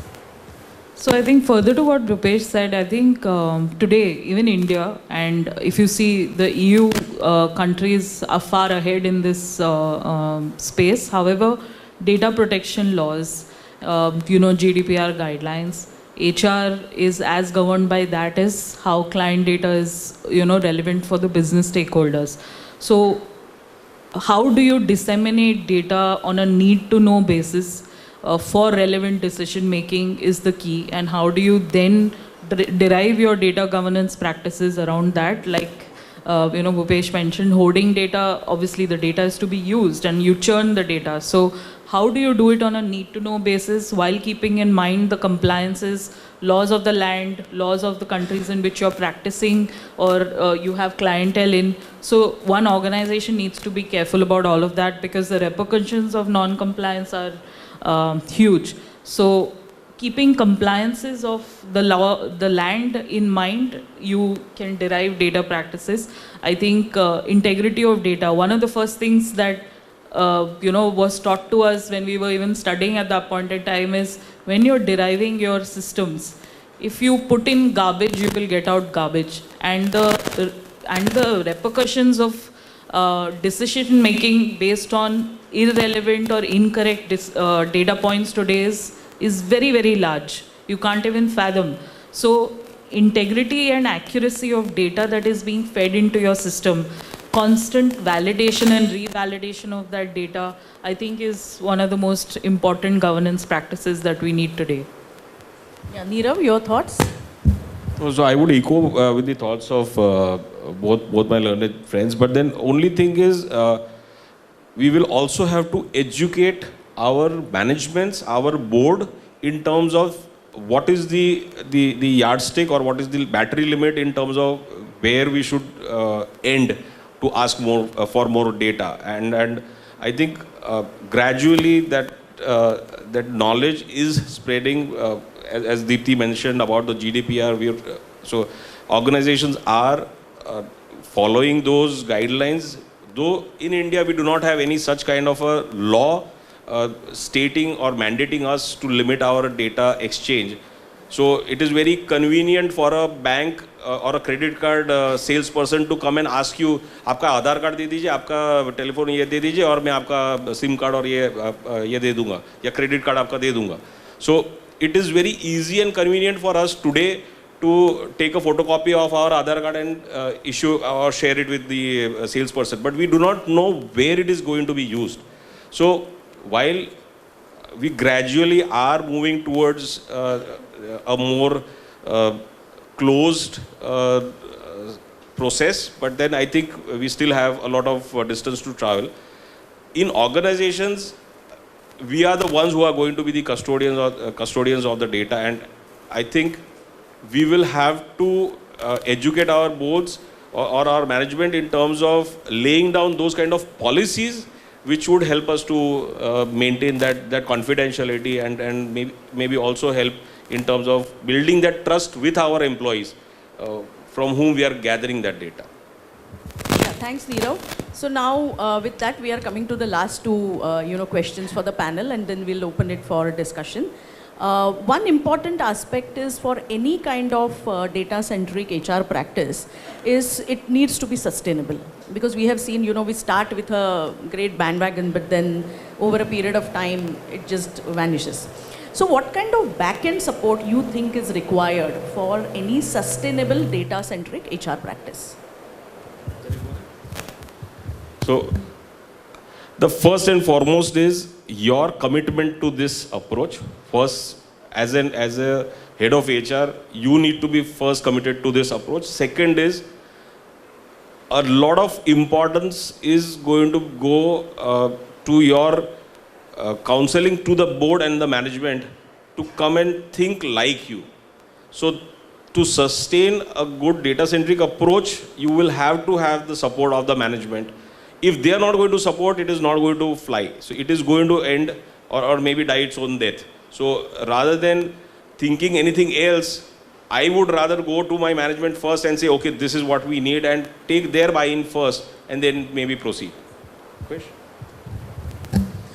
Yeah, I think Nirav mentioned. So we have analytics as a portal itself where data flow from multiple systems, and as an HR or a sales or our line managers can use the data. 30 to 40% analytics is being used. 50 to 60%, nobody have touched, nobody have seen, there is no views at all. Okay. So just imagine the kind of effort that somebody who have put across, right from the BRD to everything, and the utilization. So what matters to the business, what matters in the people process, there should be a regular check-ins, and we need to ensure that those are live. An important point which I mentioned about is the mindset. As an HR, how we build that culture, data culture in the systems while taking the best decisions, that will help a lot to use data and sustainability in the process of data management. Deepti? So completely agree with Bhupesh and Nirav. Having said that, I think creating an entire ecosystem, so HR data by itself will be relevant only up to a particular point. But if the entire organization has to move forward in a manner where data becomes one of the key drivers for certain decisions, I think the entire ecosystem of business data, finance data, HR data coming together to be able to help the organization take some calls, it being available to the managers. A person sitting in an office in Noida who is handling a client-facing role has very little relevance to what data analytics tool is sitting on the organization's server, right? But how is that relevant to the last mile? So educating them on how to use the data, training the staff till the last mile where you expect the data to be used, forget to be used, but also to be added to the system in a relevant, accurate manner. I think that is one of the baselines to have a sustainable practice of being a data-centric organization. Great. With that, we come to the last question. And rather, its views, not the question, is what are your individual views in terms of future of data-centric practices in HR? I think each and every person, right from the last mile to the CEO, the MD of the organization, needs to be a data ninja. If you don't know how to read your data and interpret your data, very soon in whichever domain you are, you will become irrelevant. So I think data-centric practices and whatever we are talking about in terms of whatever level of analytics we are at today, data-based decision making and knowing how to read data is here to stay. So nobody can say it's relevant to my field. But yeah, so keeping yourself relevant, making sure that you are educated with the new norms that are coming up, and how can that value add to whichever subject matter that we are dealing with, whichever profession we are part of. I think that is here to stay. One needs to be a data ninja day in, day out. Just to add what Deepti mentioned, how are we going to use the data in what context is super important. And to understand that context in itself, I think you need a really deep thinking about it. I think that is going to become more important, because every person is going to use the data. They will talk numbers, they will talk percentage, they will talk ratios, and so on and so forth. In what context you are going to use, context will keep changing. And a lot of things are non-controllable and controllable. How are you going to use that data in a very effective manner is something that is the next version of it. Yeah. Yeah, I think they've covered both the parts. Okay, great. So with that, we come to the end of this panel discussion. On the behalf of the panel, I thank KIT School of Management and HR Sampark for giving us such a wonderful opportunity to share thoughts with you. And now it is open to audience for questions. Okay, because of, we have probably delayed our session, so it is only one question that we would allow, and whatever questions you have, you can discuss with us during maybe the lunch time or whatever. Or maybe you can write your question and share it with us. Or, Yes, and we will answer, not a problem. So.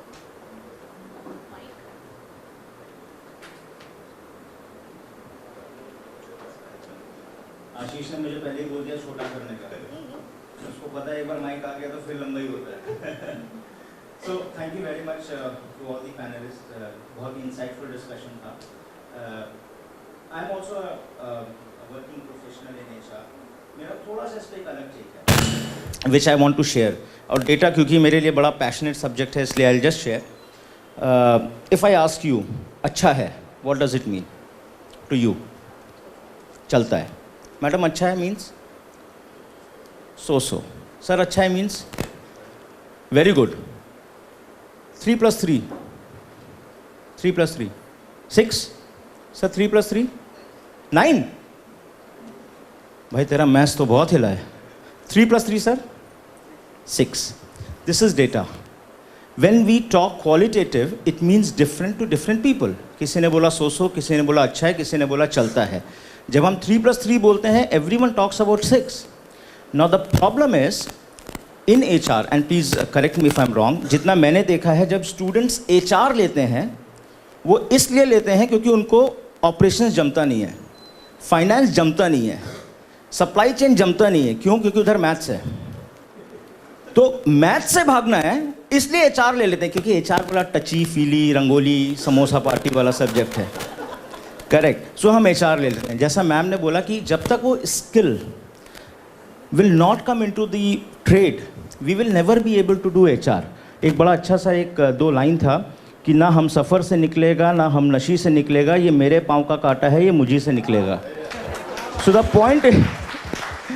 Point is जब तक HR professionals खुद से आकर के understand नहीं करेंगे what is basic statistics. हम सब बिग डेटा स्मॉल डेटा की बात करेंगे, पर अगर हमें मीन मीडियन मोड का फ़र्क नहीं समझेगा कि अगर मेरा डेटा पॉजिटिवली स्क्यूड है तो मीन बड़ा होगा या मोड बड़ा होगा, we will never be able to do analytics. Forget about analysis. Correct. अच्छा, मैथ से भाग करके तो HR एनालिटिक्स नहीं कर सकते. So my point is sir, how do we encourage these people to learn the basic statistics, because everyone is running from maths, and without maths हमें Cronbach alpha नहीं पता, हम HR कर रहे हैं, सर्वे कर रहे हैं. NPS निकाल रहे हैं, but we do not know what is cronback alpha, what is reliability test, we do not know. और यहाँ कितने HR बैठे होंगे? I may be exaggerating, but this is what I'm. So how do we encourage these people to learn the real skill? HR is not a touchy, and I'm sure you will agree, is not a touchy and feely subject, you know, that you can go and hug and kiss all the employees and say, oh, my employees are motivated, which will never happen. It will only happen, जैसे आपने बोला, आपने attrition reduce किया. वो reduce ऐसे नहीं हो गया. There is a science behind it. How do we encourage our students to learn that science before they come into HR and not come into HR because I don't like science?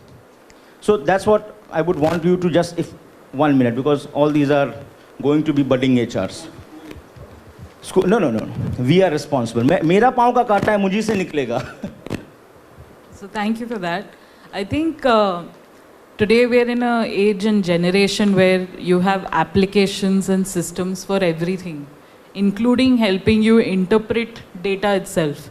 So if you don't know standard deviation, you don't know, the terminologies that, sir mentioned right now, it's completely okay. I think if you actively work on removing fear of maths and numbers and keep it as part of the curriculum where you learn how to read data day in, day out, I think that is half the job done. Because there are systems available to give you the mathematics and get it done once you fed the right data in. But interpreting that, so you have Python, you've got Orange, you've got so many free softwares available today which you can use for analytics.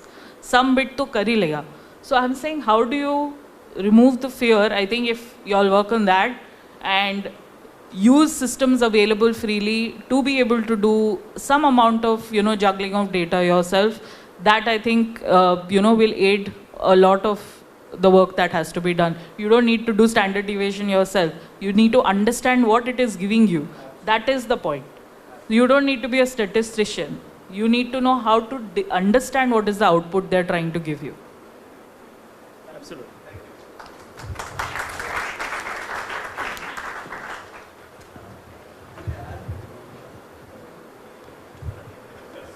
I'll just add one point with data. In HR, it is very important what is your expression, what you want to express. Is data supporting your expression or your expression is supporting your data? That is you need to be conscious of. So, yeah, so data nahi आसान आग का दरिया है और डूब के जाना है वो भी है इसके साथ. So it is vast, but how you are using it effectively, that is more important, right? So.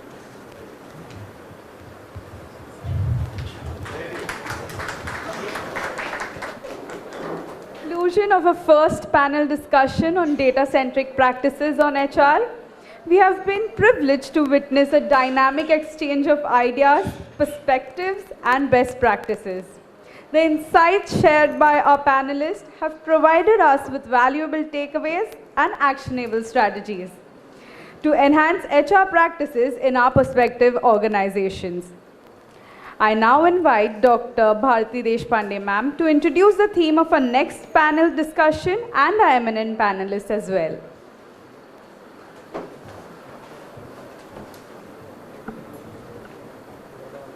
The first panelists have already set the pace for the discussion.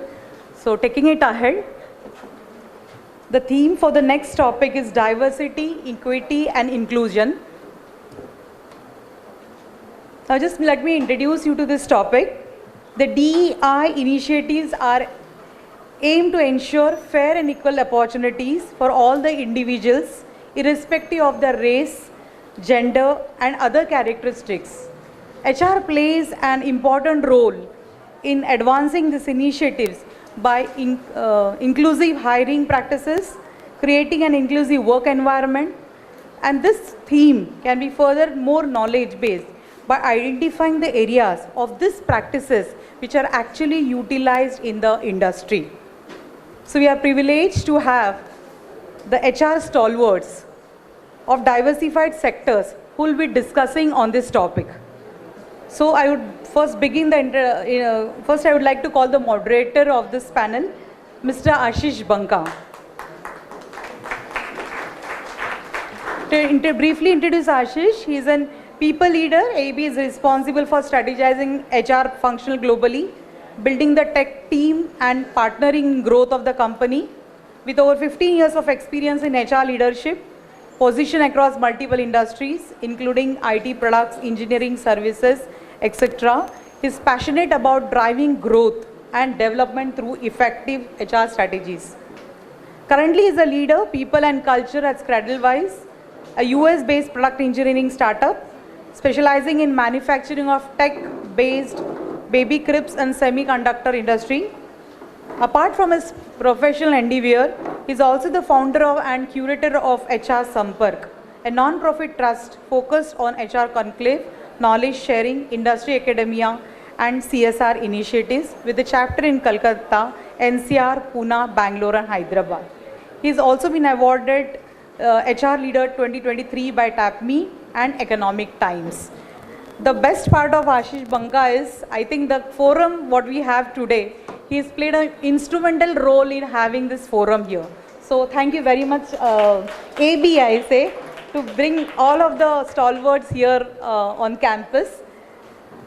So I request Dr. Shwetlana ma'am to felicitate Mr. Ashish Banka.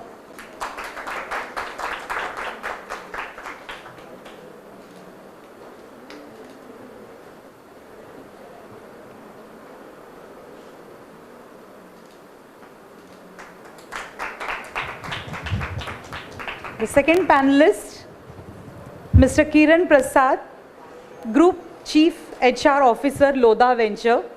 Mr. Kiran is a passionate HR professional who enjoys creating values for the business enterprise, along with challenges, enriching and fulfilling careers for employees.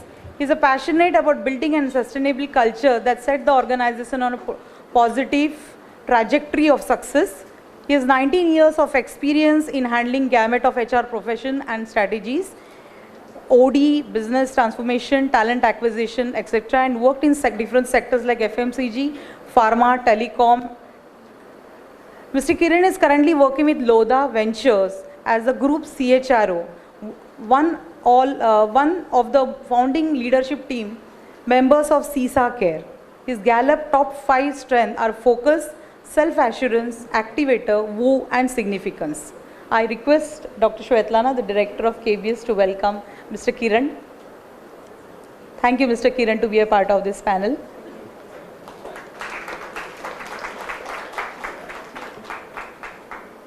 As this topic goes with diversity, and in the whole of the summit, we have ensured that the diversity remain. So, next speaker here is Ms. Gauri Das. She is a Senior Vice President and Head HR, India Factoring and Finance Solution Private Limited. Living her mantra, passion with compassion, Gauri is an engineer turned HR professional with double masters in HR and psychology. With her early education in vernacular medium in a small village and introvert disposition, communication and confidence, wherein her forte, but then today she is a well-respected HR professional, TEDx speaker, author, and won number of awards, including Economic Times, Young HR, HR 100, 200 Global Voices in Leadership, Top 10 HR, and many more. She has mentored many students, young professionals with various institutions, including IIT Bombay. She is a passionate speaker and graced multiple national and global forums as a panelist. She carries 16 years of her experience in HR and strategy, and she is an advisory panel of various institutions and NGOs. She loves writing her own work, has been published in leading publications, including Times of India, Economic Times, etc. I request Dr. Shwetlana ma'am, Director, to please welcome Gauri Das. She is a passionate HR leader in 25 years of experience across IT, financial service, education, and ITS. She has rich experience in strategic HR, OD, leadership, coaching, focusing on people and organization development. She is committed and passionate about creating an inclusive, diverse, and equitable workforce, and instrumental in creating a people-first culture wherever she works for. So I request ma'am to felicitate her.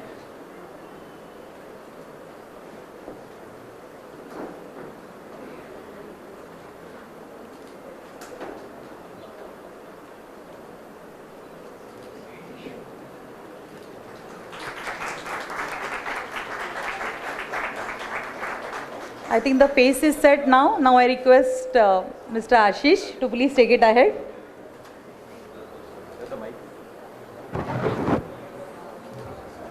नमस्कार, आदाब, नमस्ते, अकाल, hello and country to everyone. सबसे पहले मैं अपने दोस्तों की संपर्क फैमिली की तरफ से KBS का बहुत धन्यवाद करना चाहूँगा कि आप लोगों ने हम लोग को यहाँ पे आमंत्रित करके कुछ दो शब्द कहने का मौका दिया।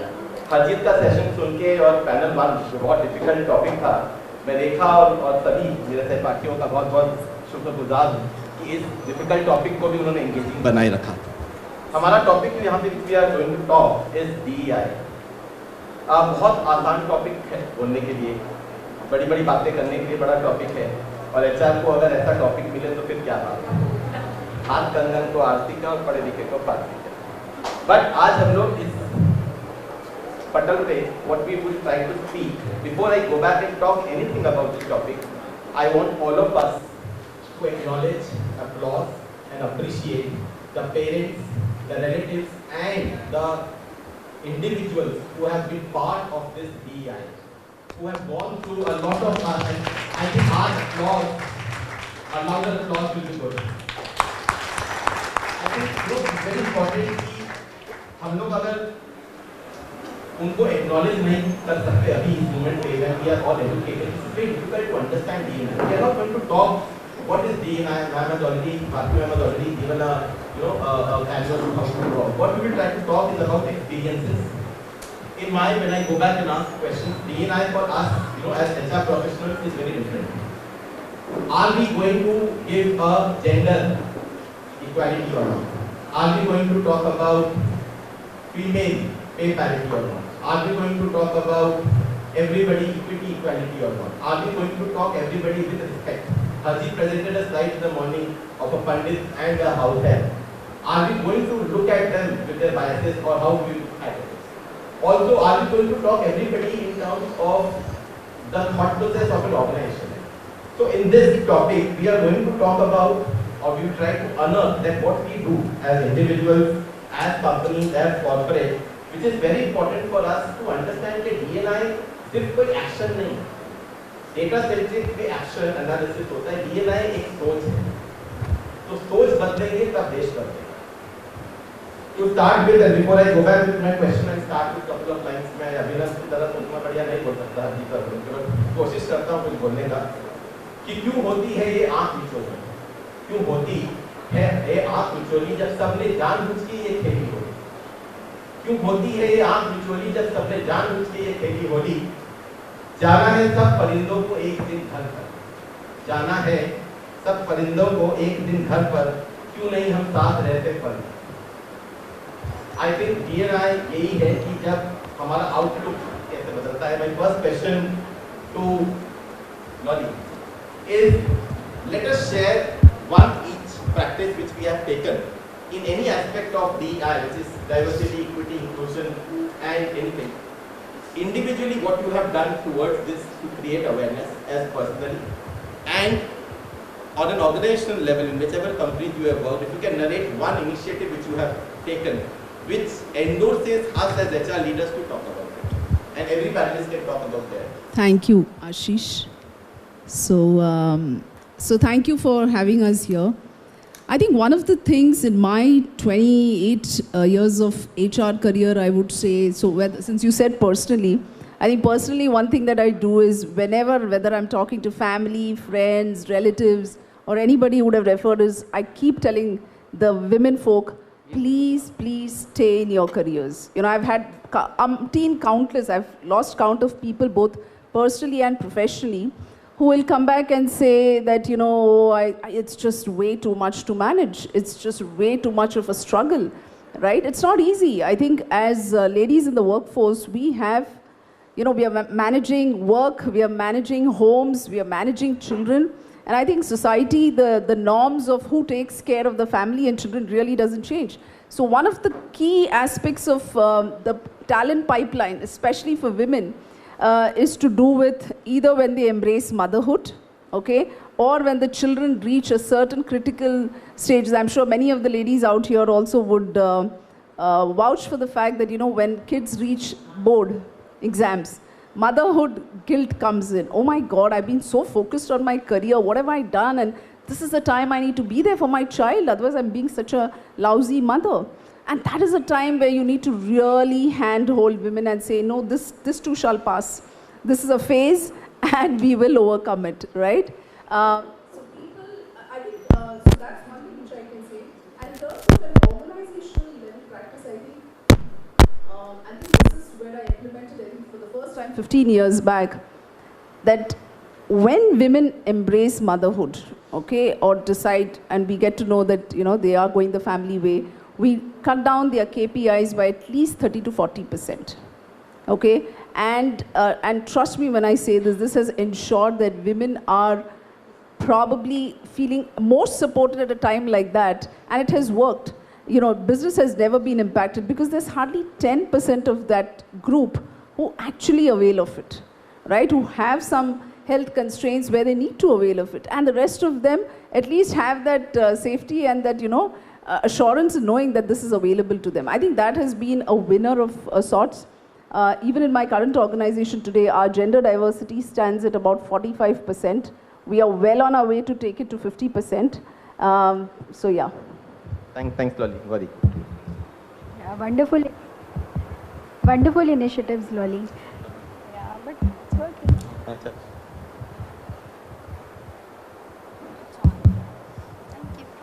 Yeah, wonderful initiatives, Loli. For me, it's about calling out biases. So say, for example, I was talking to someone and this person said, we are very supportive towards spouses and I am allowing her to work. So this thought process that you allow comes from a space of a bias that you have right on someone. Another example, this was launch of inclusion book, and we were talking about diversity, inclusion, equity and all.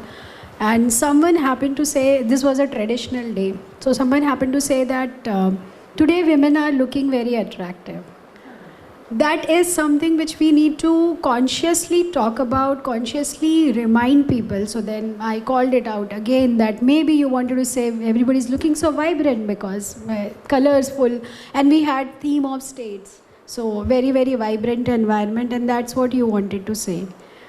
Another example, I support my wife, and then I asked, how do you support her? And he said, I drop my child to a bus and I help in studies also.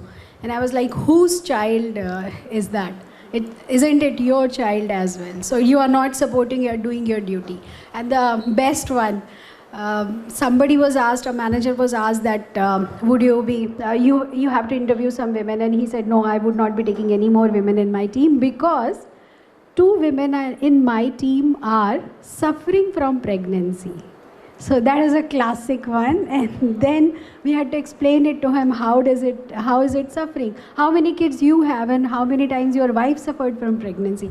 So these things, because this is how it has been, people do not understand or recognize that what are we talking and how it is reshaping everything. So calling out biases is one of the practice, and in continuation to what Loli said about women conceiving, we send them for work from home for sure. And yes, the KRA also gets reduced, but it's a fixed thing that anybody who do not want to come to office, we offer it. There are few who want to really, because doctors also tell them that you need to be active. But if there's someone who doesn't want to, we allow them to operate from home for next 1 year or year and a half. So these are the practices. Thank you, Gauri. Kiran. Hello, I think I'll be short of examples after speaking both of you, after listening to both of you. But I can't think about any personal experience where I directly led something or taken an initiative, but something which was very close to my heart.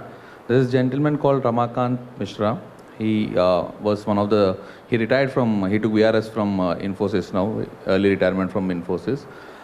We used to stay in Hyderabad in a society, and there's a group of these transgenders who were just behind the society, and there were lots of illegal and not so kind of social activities used to happen around them. This guy is out of his own curiosity, got them a place, built a shop for them, okay, and obviously society didn't like it. This is, I'm talking about 2013,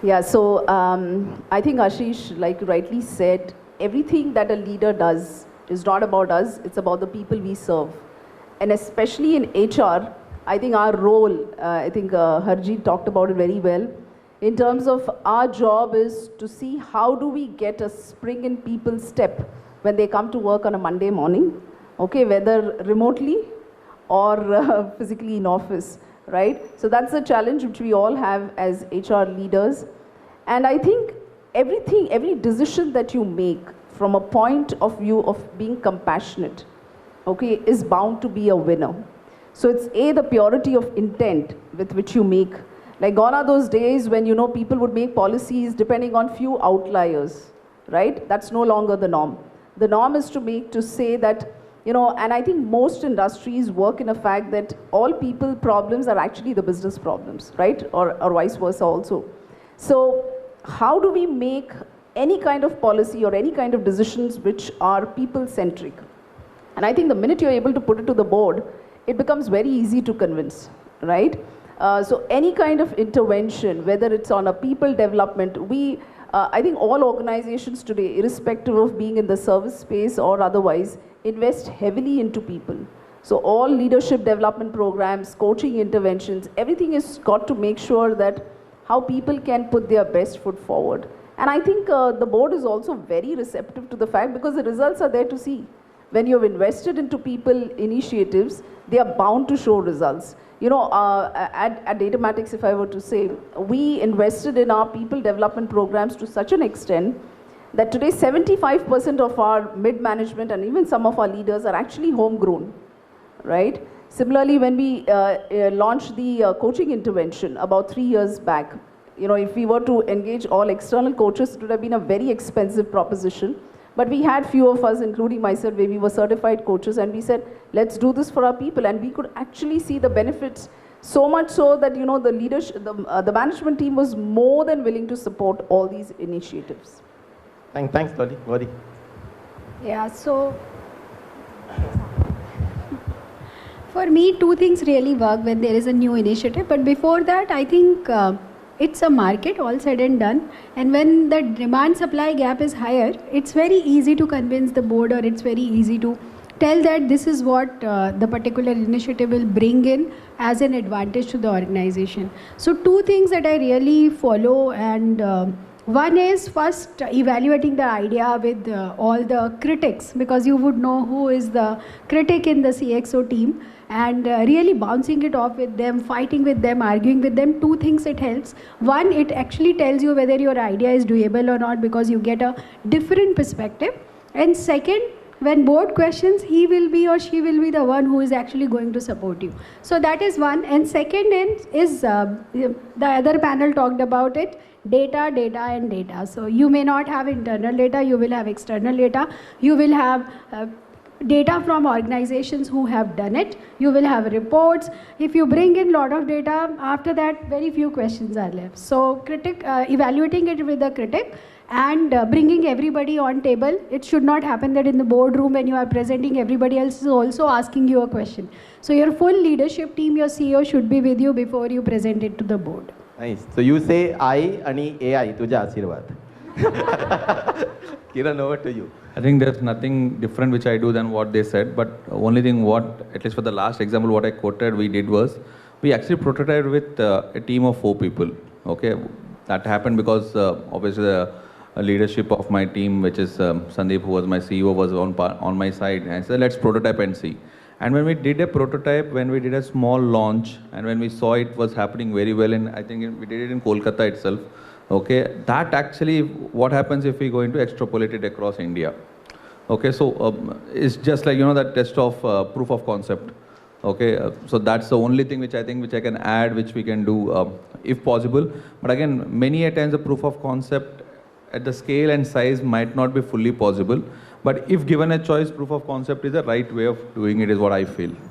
Thanks, Kiran. We also, I agree with Kiran. We as an organization, I think piloting is the right kind of approach, which we do. Also, we do sensitization workshops with the employees and in the team to tell about that not knowing is not a criminal offense. But not understanding even after it is told. So like people say कि किसी को गीता में ज्ञान ना मिला, किसी को कुरान में ईमान ना मिला, उस बंदे को आसमां में रब क्या मिलेगा जिसको इंसान में इंसान ना मिला. So the second question which the students should come is, हमने एम्प्लॉयज़ को तो बता दिया HR को कि कैसे करना है, but students is very important. Students जब हम लोग स्कूल में पढ़ते हैं, कॉलेजेस में पढ़ते हैं, OMG2 हमने सब ने देखी है, ये स्कूल जिम्मेवार है. Madam not you but school. अरे हम लोग we have grown up with people, we say मीठा है, चॉकलेटी है, गुड़ है. When we come back, you have a feminine. I think the education system plays a very important role, specifically in the household also. Your genre is not your responsible. How do you think, my question to is, as education systems, like from the schools or from the colleges till B schools, we all talk about it now because it is in the buzzword. We are doing Appreciation Week, we are doing Women's Day Week, tomorrow we'll do Transgenders Week. We can innovate whatever we want. How do you think what schools should do? Or schools means B schools, or what they should do, 2-3 things, so that this inculcates into the child, right, when they are there. Parenting is another part of it, but schools are also very responsible, which I feel. So, Lodi. I would like to take this up. Okay. We have very recent, one unexpected event happening in our kids' school. I don't want to name the school and everything. Kids were taken on a picnic, an excursion, and some unexpected event happened over there. School there was in the news across, okay, on a click of button, everything is on the school, this happened, that happened. But I think I would like to stand with the school at that point in time, because once the kids reached to their parents, they were able to speak about it. And that, mind you guys, they're only 8-year-old kids. When an 8-year-old kid is going and talking to the parent, whether girl child or a boy child, doesn't matter. That shows the kind of importance the school has imparted over last 6-7 years of that kid in that school. Yes, something unexpected happened because the knee-jerk reaction of the authorities were not expected, and parents wanted some stricter action immediately. Okay, so it's like typical your IR situation when a worker come into your room and ask for something, and when you say "Bhagja," obviously there will be an IR strike there. Okay, but if you say just sit down, cool out, okay, have a glass of water, tell me what happens. There's a treatment which happens. This cuts across lots of topics we are talking about, Ashish. Today, even I stand by that school because I was so very happy that small children were able to speak about it. Okay, and this could have happened. I don't see when it would have happened in my childhood or with my sister or when people of my age are at that age, we could have even thought, or we can think about thinking like this. Trust me. But if these kids were able to speak, I think education system did a fantastic job. I would like to stand with that school. Okay, and I'm sure even the campus of other campuses, the entire curriculum and entire awareness has sweeping in, and so much of exposure around, it's just going to get better. It's just going to get better. It's not going to be shying out. It's not going to be something like it's shamed thing we should not talk about. It's about as we are. Yep. And I think for this, Instagram and WhatsApp, universities are also helping us. Yeah, very much. So, Gauri, over to you. Pretty similar experience with my daughter also, who is in 10th standard now, and something similar happened, and a child was being bullied. The teacher ensured that everyone comes to school, or parents come to school and they talk to parents of that particular child. Another instance, a counselor is available in the school, and they also support the child immediately if there is a requirement. There are sessions on emotional intelligence, and that is very, very impressive. In the beginning, they make them do meditation. They talk about how are you feeling now, what is the state of your emotion now. And also the teacher tells, I have heard this from my daughter many a times, they tell to boys that she's a girl, you cannot talk to her like that, you need to respect her. So I think schools are doing good job, but I would still think that this is happening only in metros as of now. It's not across. If this was across, then we would not see whatever is happening on the street, right? So things are improving, but the beginning is yes, only in the metro. Good point, Gauri. Gauri, over to you. Okay, so I think whether it's schools, whether it is colleges, today kudos to all the educational institutions. it is not easy. With the kind of social media exposure, with the kind of awareness, and I would say for children it's not always the right kind of awareness. Is unfortunately, a lot of things which they need not be aware of, it should be, the awareness should come at the right age, right? So I think in terms of all the educational institutions, what can really be, and I think Gauri and Kiran have already covered it to some extent, I think it is about making sure that the sensitization starts right from there. In fact, I would say why even go to educational institutions? It starts from home. As they say, charity begins at home. So at home, if we are treating a boy and a girl child equitably, right, no matter what the situation, it's not that there are different rules for the girl child has to come home before 7, whereas a boy can be hanging out till 10. So it starts right from home. And I think in the educational institutions, again, when you instill those values of making sure that each one is respected, irrespective of gender, irrespective of ethnicity, it doesn't really matter. I think those are the real kind of value systems which then people bring into the corporate workplace, right? And they're able to be sensitized better. Thank you, Rolly. I think for students, I only have one request. आप 18 साल तक शायद बोल सकते हो excuse कि हमको नहीं पता था, घर पे नहीं बताया, स्कूल ने नहीं पढ़ाया, ये 18 ईयर्स तक चलता है स्टूडेंट्स. उसके बाद जब आपका एक्सपोजर होता है, you don't go back and decriminalize anybody. Do not go back and hurt something if you see that is a taboo or you have not seen that sometime, anytime. Always remember कि उलझने भी मीठी हो सकती हैं, जलेबी उस चीज़ की जिंदा मिसाल है. My question to you, coming back for the HR people now, is you have told that how to we convince board, but everything comes with an ROI. खाली पेट तो भजन नहीं होता है. आपने बोर्ड को कन्विंस कर लिया, आपने पेरेंट्स को एडुकेट कर दिया, स्टूडेंट्स को एडुकेट कर लिया, अब ROI कैसे दिखाएंगे आप? As HR leaders, what do you feel we should do so that we can showcase what are the some parameters, 2 or 3 of them, by which we can demonstrate that whatever we have done in the organization as a free hand had resulted the organization in some kind of business impact. Because ultimately everybody, whether it is Harjeet or in the first panel, everybody is talking about the business impact. Nirav talked about the business impact, very pertinent point. आप सब कुछ करते हो नहीं तो फिर बोलेगा HR तो रंगोली और होली दिवाली के लिए है. That is very unfortunate. We don't like as HR leaders to be called as holy Diwali professionals, right? So what do you think, what should we do so that we can showcase? Gauri, we should start from you. I think it's absolutely important that we have to connect it. If we don't connect it, next time you go to board is not going to take you seriously. So a very small initiative that most of the organizations are doing, I'm just taking an example, that great place to work. Right now, great place to work is an investment both in terms of time, energy, all in terms of time, energy and money as well. The certification has a registration fees which is not very small. So when you have to go and tell for the first time, what do you do? And my organization is certified for last 4 years. So when I had to do it first time, the question came up that how do I do it and what do I do later?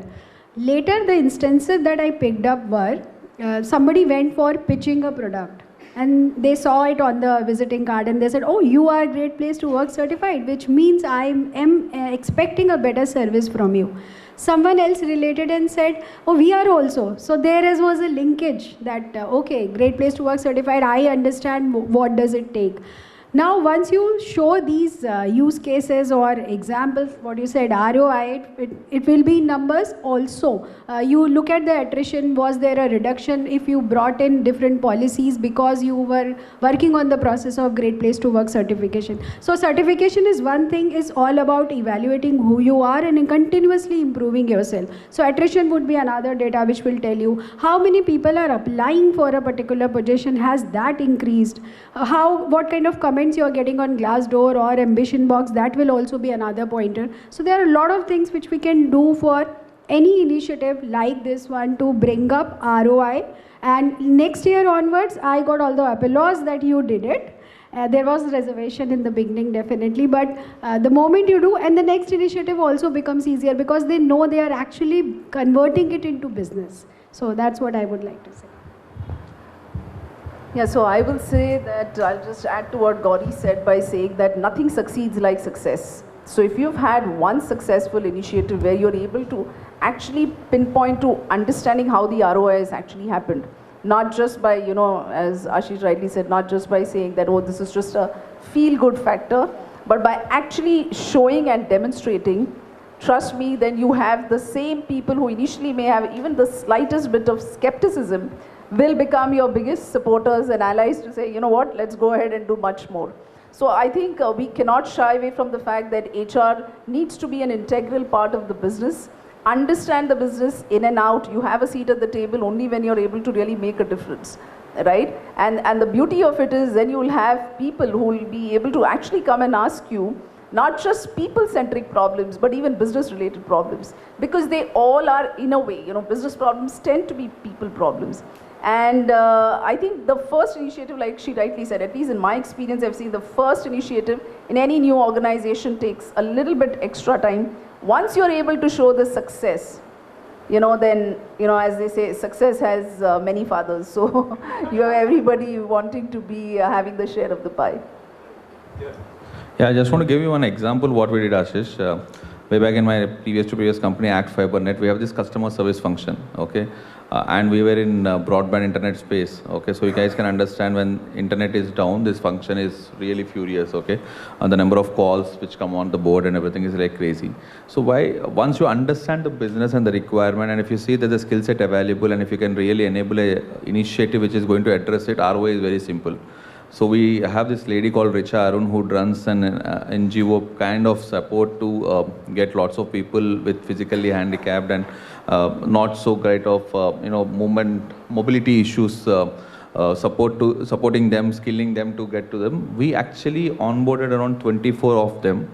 Okay, good part is these guys are so very dedicated. Okay, sometimes I feel because we have everything, we are so very casual. Okay, God have been gifted them with something which is punctual commitment, which sometimes we take it for granted. These guys, when we took on board, trust me, number of calls have increased by 30% when a normal customer executive compared to these guys. Second, these guys have seen so much in their life, the patience levels are very high. So speaking to irate customers, L2 calls have gone down by 63% of the calls which we have sent to them, which is like crazy. These are ROI matrices. Okay, so if you are able to understand the business there is, boss, you need someone who is patient, who is committed, and who feels customer service as his core heart, rather than just a job of 9 to 8. Okay, if you get a 9 to 5 person, 8 hours karna hai, so many calls karna hai, itna login karna hai, jana hai, then that's where normal life is happening.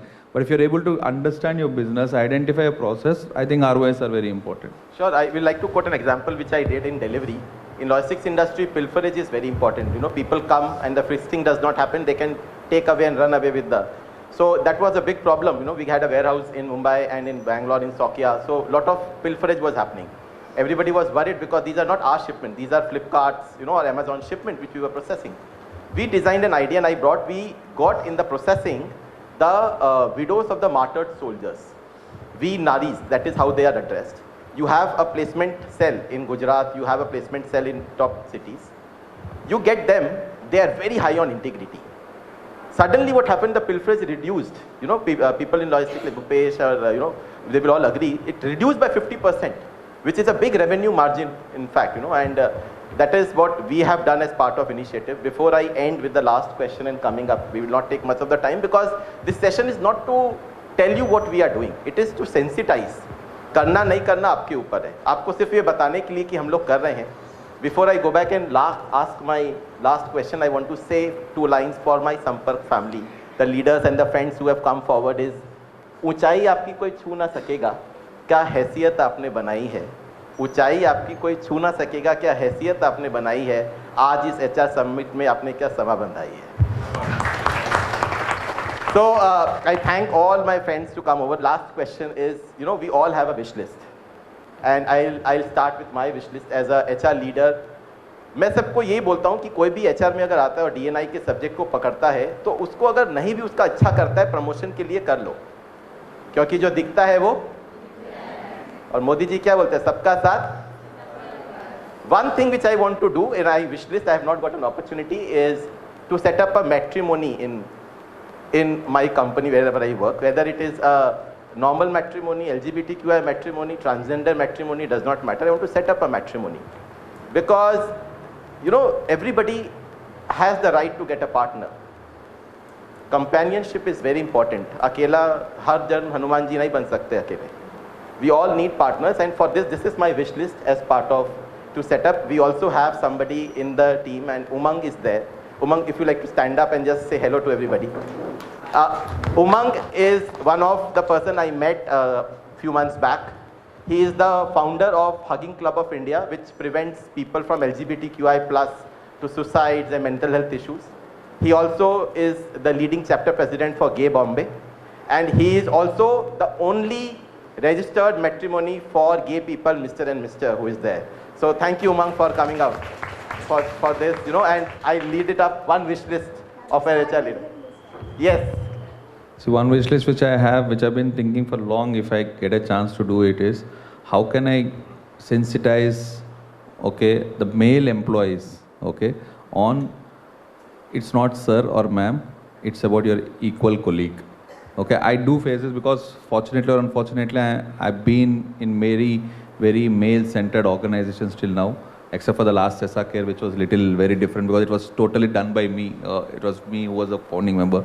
So that's something, there are lots of initiatives taken, but right from the day one, if we can do that, okay, right from the joining stage, okay, so remove the sirs, ma'ams, and just speak as you. That's something which I want to do. Yeah. Sorry? We exactly have that. Yeah, for me the wish list is India is doing a lot of things about DEI. There are so many corporate programs we are talking here, but if you look at the data from Bharat, the picture is pretty bad. So I was looking at the data which was released by CARE, and it said that 54% of women, if they leave house without permission of man of the house, they are beaten up. And 86% are harshly criticized. Likewise, 47% women, if they utilize the money which they earn, because women are working in villages also, they are beaten up 47% times, and 89% of times they are harshly criticized. So some of the, I'm just bringing up the gist of it. So my wish list is whatever is happening here, it should reach Bharat as well. Oh, nice.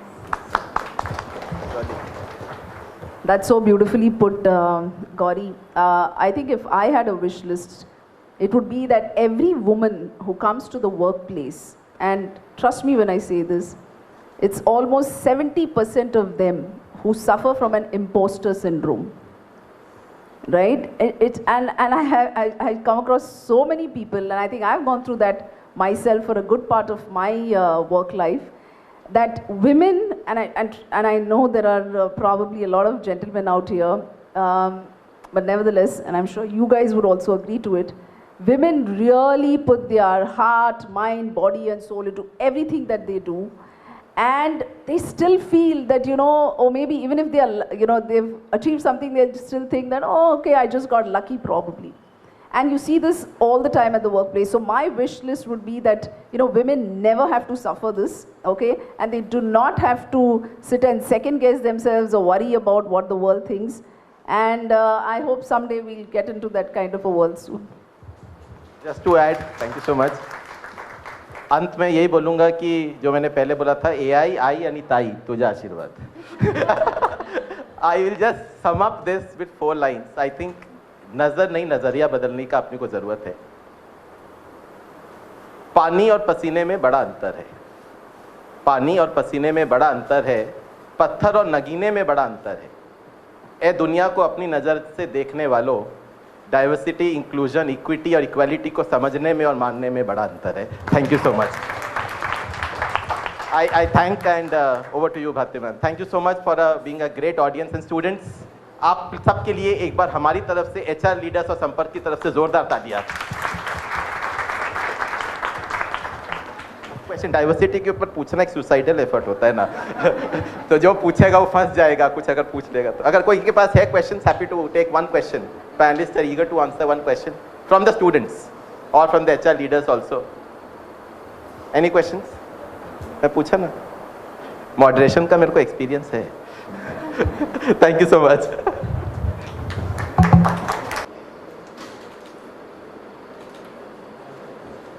Wow, what an informative session that was. Don't you all agree? Please Please give a big round of applause for our panelists.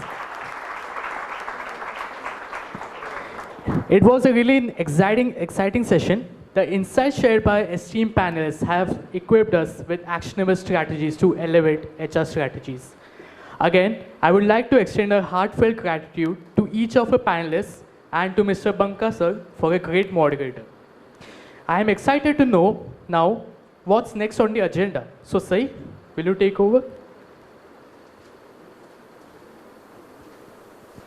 Now, moving on with the agenda, as we navigate through the ever-evolving landscape of the corporate world, it is imperative to acknowledge and honor those who have demonstrated exceptional leadership, innovation, and dedication in the field of HR. I would like to quote Mark Twain, "Gratitude is the only attitude." Now, let us invite Professor P.K. Mishra sir to take the felicitation ceremony ahead. Good afternoon, everyone. You can make some people happy every time. You can make everyone happy some of the time. But as the popular adage goes, you cannot make everyone happy every time. And that is the unrealistic expectations under which the HR people, the HR stalwarts, the torchbearer of HR undergoes every day on a daily basis, 24/7. I can understand the pain, the pleasure, the agony, the ecstasies of HR people as I served the HR field as a practitioner for a long time and then as a preacher for a long, long time. Of course, preaching HR is much more easier than practicing it.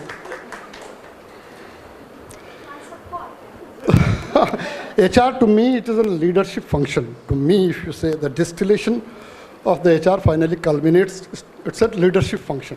Since we are seeing it from an isolated point of view, we are seeing HR in a silos. That's why that error, that focal length error comes. Anyways, I am not here to intellectualize the thing anymore.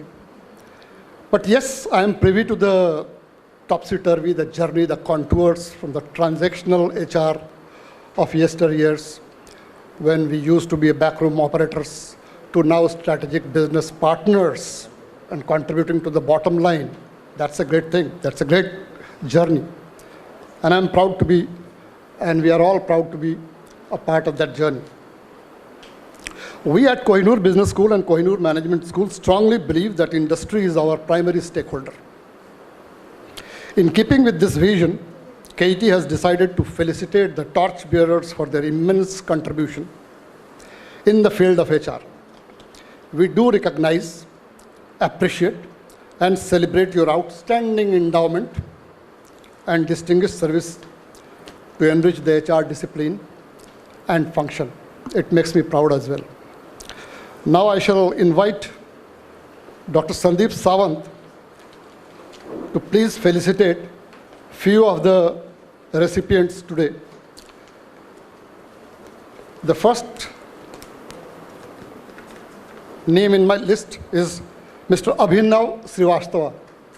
Would Mr. Abhinav will come here?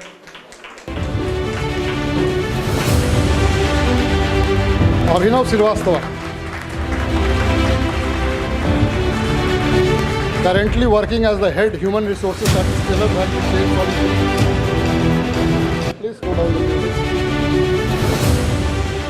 Please stop the music till the time I read the credentials. Mr. Abhinav Srivastava has experience across sectors like real estate, automobile, pharmaceutical, finance, and manufacturing. Mr. Abhinav Srivastava specializes in building healthy employee relations, promoting diversity and inclusion, driving process enhancements to maximize the HR impact, talent management, TA strategy, and business partnering. He has mastered the art of identifying and assisting in solving HR-related issues, ensuring these adhere to the organization policies and objectives. He has exemplary credentials in handling large-size HR projects internationally and domestically. He has worked with organizations like CHRO, and Sun Pharma, and is invited as a speaker at multiple prestigious forums like People Matters, The Strategist, HRAI, and B schools like IIMs, International Schools of Business and Media, TISS, NMIMS, etc. Congratulations, sir. Thank you. इतना सब कुछ मेरे बारे में मुझे भी नहीं पता. That's what happens, sir. We underestimate sometimes our own imposter syndrome Madam was referring to now. But Dunning-Kruger is equally, that's also an equally big impediment. Imposter to hai. Now the second on my list is Mr. 𝗂𝗏 𝗦𝗃𝗺𝗁.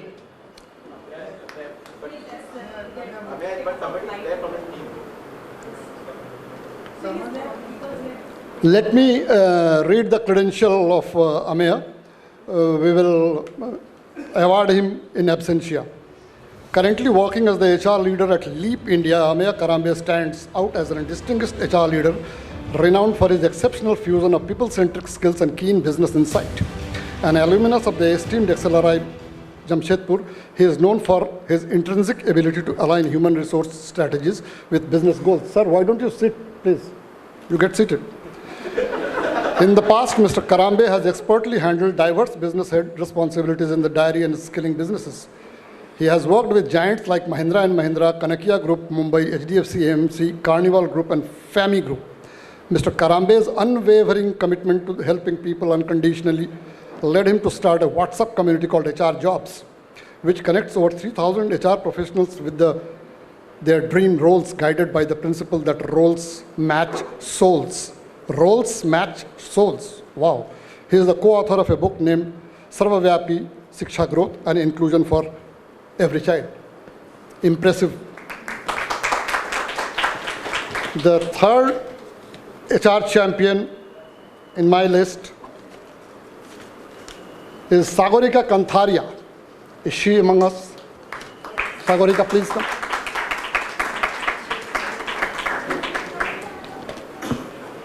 Sagarika is a postgraduate in Human Resource Management from Jamnalal Bajaj Institute of Management Studies.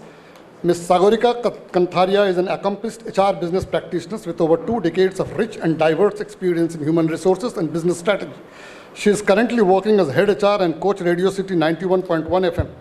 Under her leadership, the Jagran New Media, Midday, and DJ Next have been certified as Best Place to Work by Great Place to Work Study, and Radio City has received several prestigious accolades in areas like Best Workplace for Women, Best in Career Management, Best for Engaging Frontline Staff, Fairness in Performance Management, to name a few. Wow. Ms. Kantharia has been conferred the HR Leadership Award by Asia Pacific HRM Congress 2012, Most Influenced HR Leader by World HR Congress in 2017, 100 Top Training and Development Minds by World HR Congress in 2018. She was also the Dean of Radio City of Broadcasting, RSCB.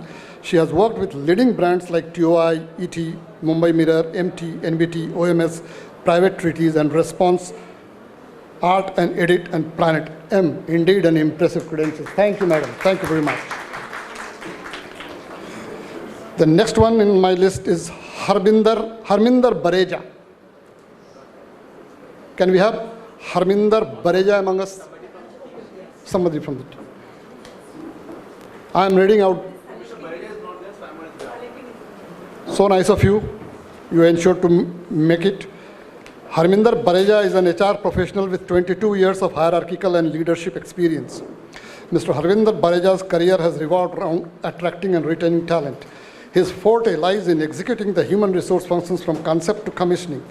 He is result-oriented and motivated with a proven credibility to top management and multiple stakeholders, and with a prime focus on achieving long-term goals. He has worked closely with countries like Bangladesh and Singapore and has a clear understanding of Japanese style and American style management. His experience spans across sectors like retail, infrastructure, logistics, power, fashion, ITES, manufacturing, and water management. He has a rich and varied experience of working with industry giants like Reliance Power, Reliance Retail, India Power, Arshia International, Aravind Mafatlal Group, Trident, and India Power. Apart from the heading and managing several teams, he has had the unique distinction of handling manpower of 5,000 direct employees. Thank you, sir.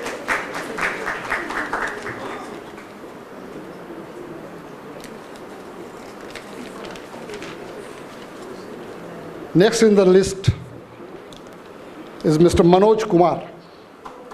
Manoj Kumar.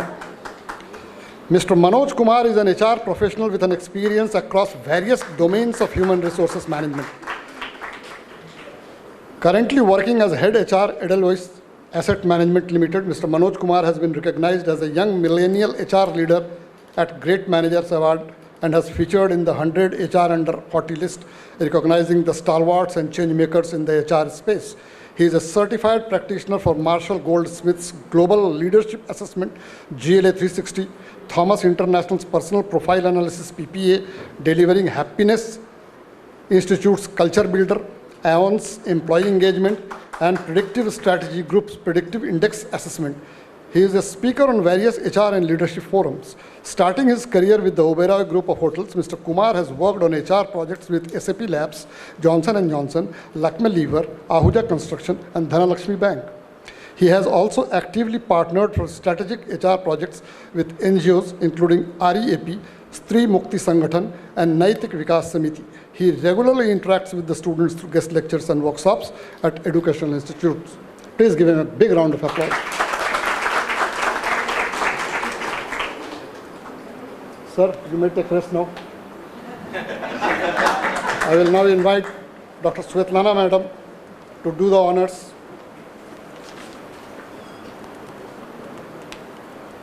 Thank you, Madam. Next in the list is Madam Judith Antau. Madam Judith is currently the head of Human Resources at Rohlik, India. Ms. Judith Antau is a certified coach and counselor. She is a certified executive life coach from Carlton Advanced Management Institute. Mr. Antau is a certified ISO auditor and a qualified counselor working towards resolving issues related to family, children, and industrial relations, human relations from Narsi Monji Institute of Management Studies. She has worked in verticals like talent acquisition, performance appraisal, employee engagement, grievance handling, counseling, exit surveys, and employee life cycle. In her previous engagement, she has worked as a regional manager, human resources, in UT Worldwide India Private Limited. She is extremely passionate about causes like education, human rights, and poverty alleviation.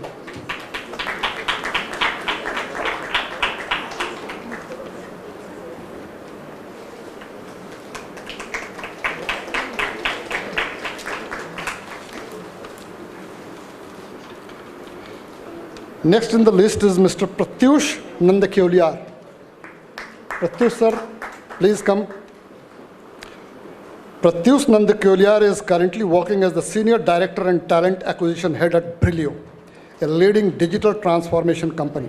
At Brilio, he is responsible for designing and executing innovative and effective talent acquisition strategies that support Brilio's growth and vision in India and EMEA market. He has over 20 years of rich national and international experience in talent acquisition functions across core product-based, consulting, and service-based industries. In his current role, Mr. Pratyush leverages both traditional and creative candidate sourcing techniques, including social media, on-gig, LinkedIn, Twitter, Instagram, Glassdoor, trade shows, job boards, job fairs, and referrals to identify and attract top talent for various domains and regions. He also works for global process improvement and streamlines the ERP and trains the recruitment team on best practices and tools. Additionally, he establishes CXO-level relationships to develop targeted sales strategies that convey a customized approach to all business needs and improvement plans. He has worked with companies like IKS Health, RSA Security, Deutsche Bank, and Allegis Global Solutions. Thank you, sir. Big round of applause, please. Clap करने में कंजूसी पीछे से क्यों कर रहा है?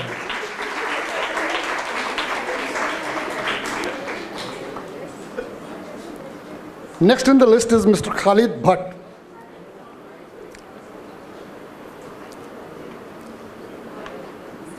Hi Khalid Bhatt ji, please come.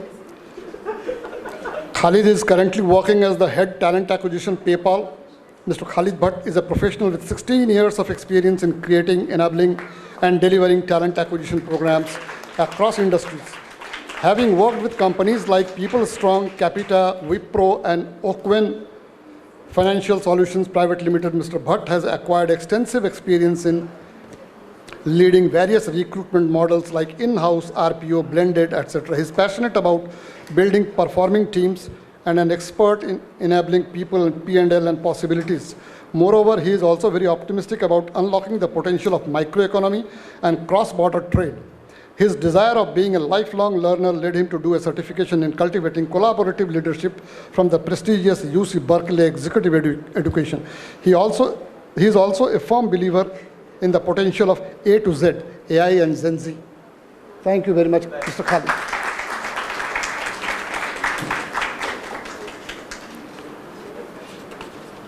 And with this, we come to an end with our felicitation ceremony. My heartiest congratulations to... और हैं क्या? I'm sorry, it's my bad.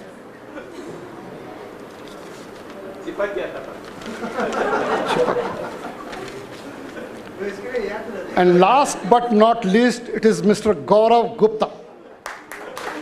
Please give him a big round of applause. Gaurav Gupta is a seasoned HR professional with 13 years of experience.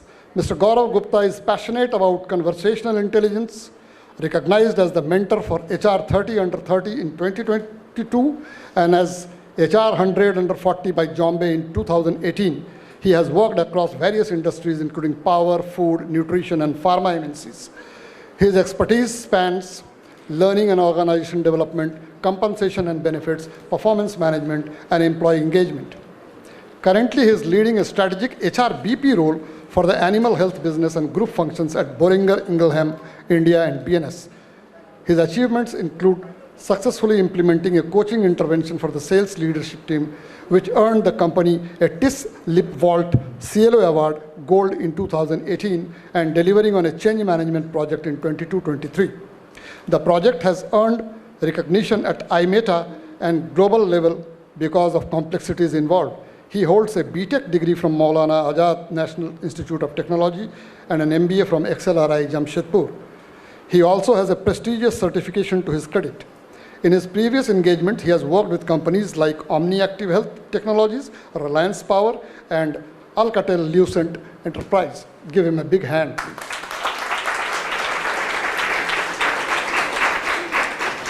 And now I am doubling ensuring that no name is left.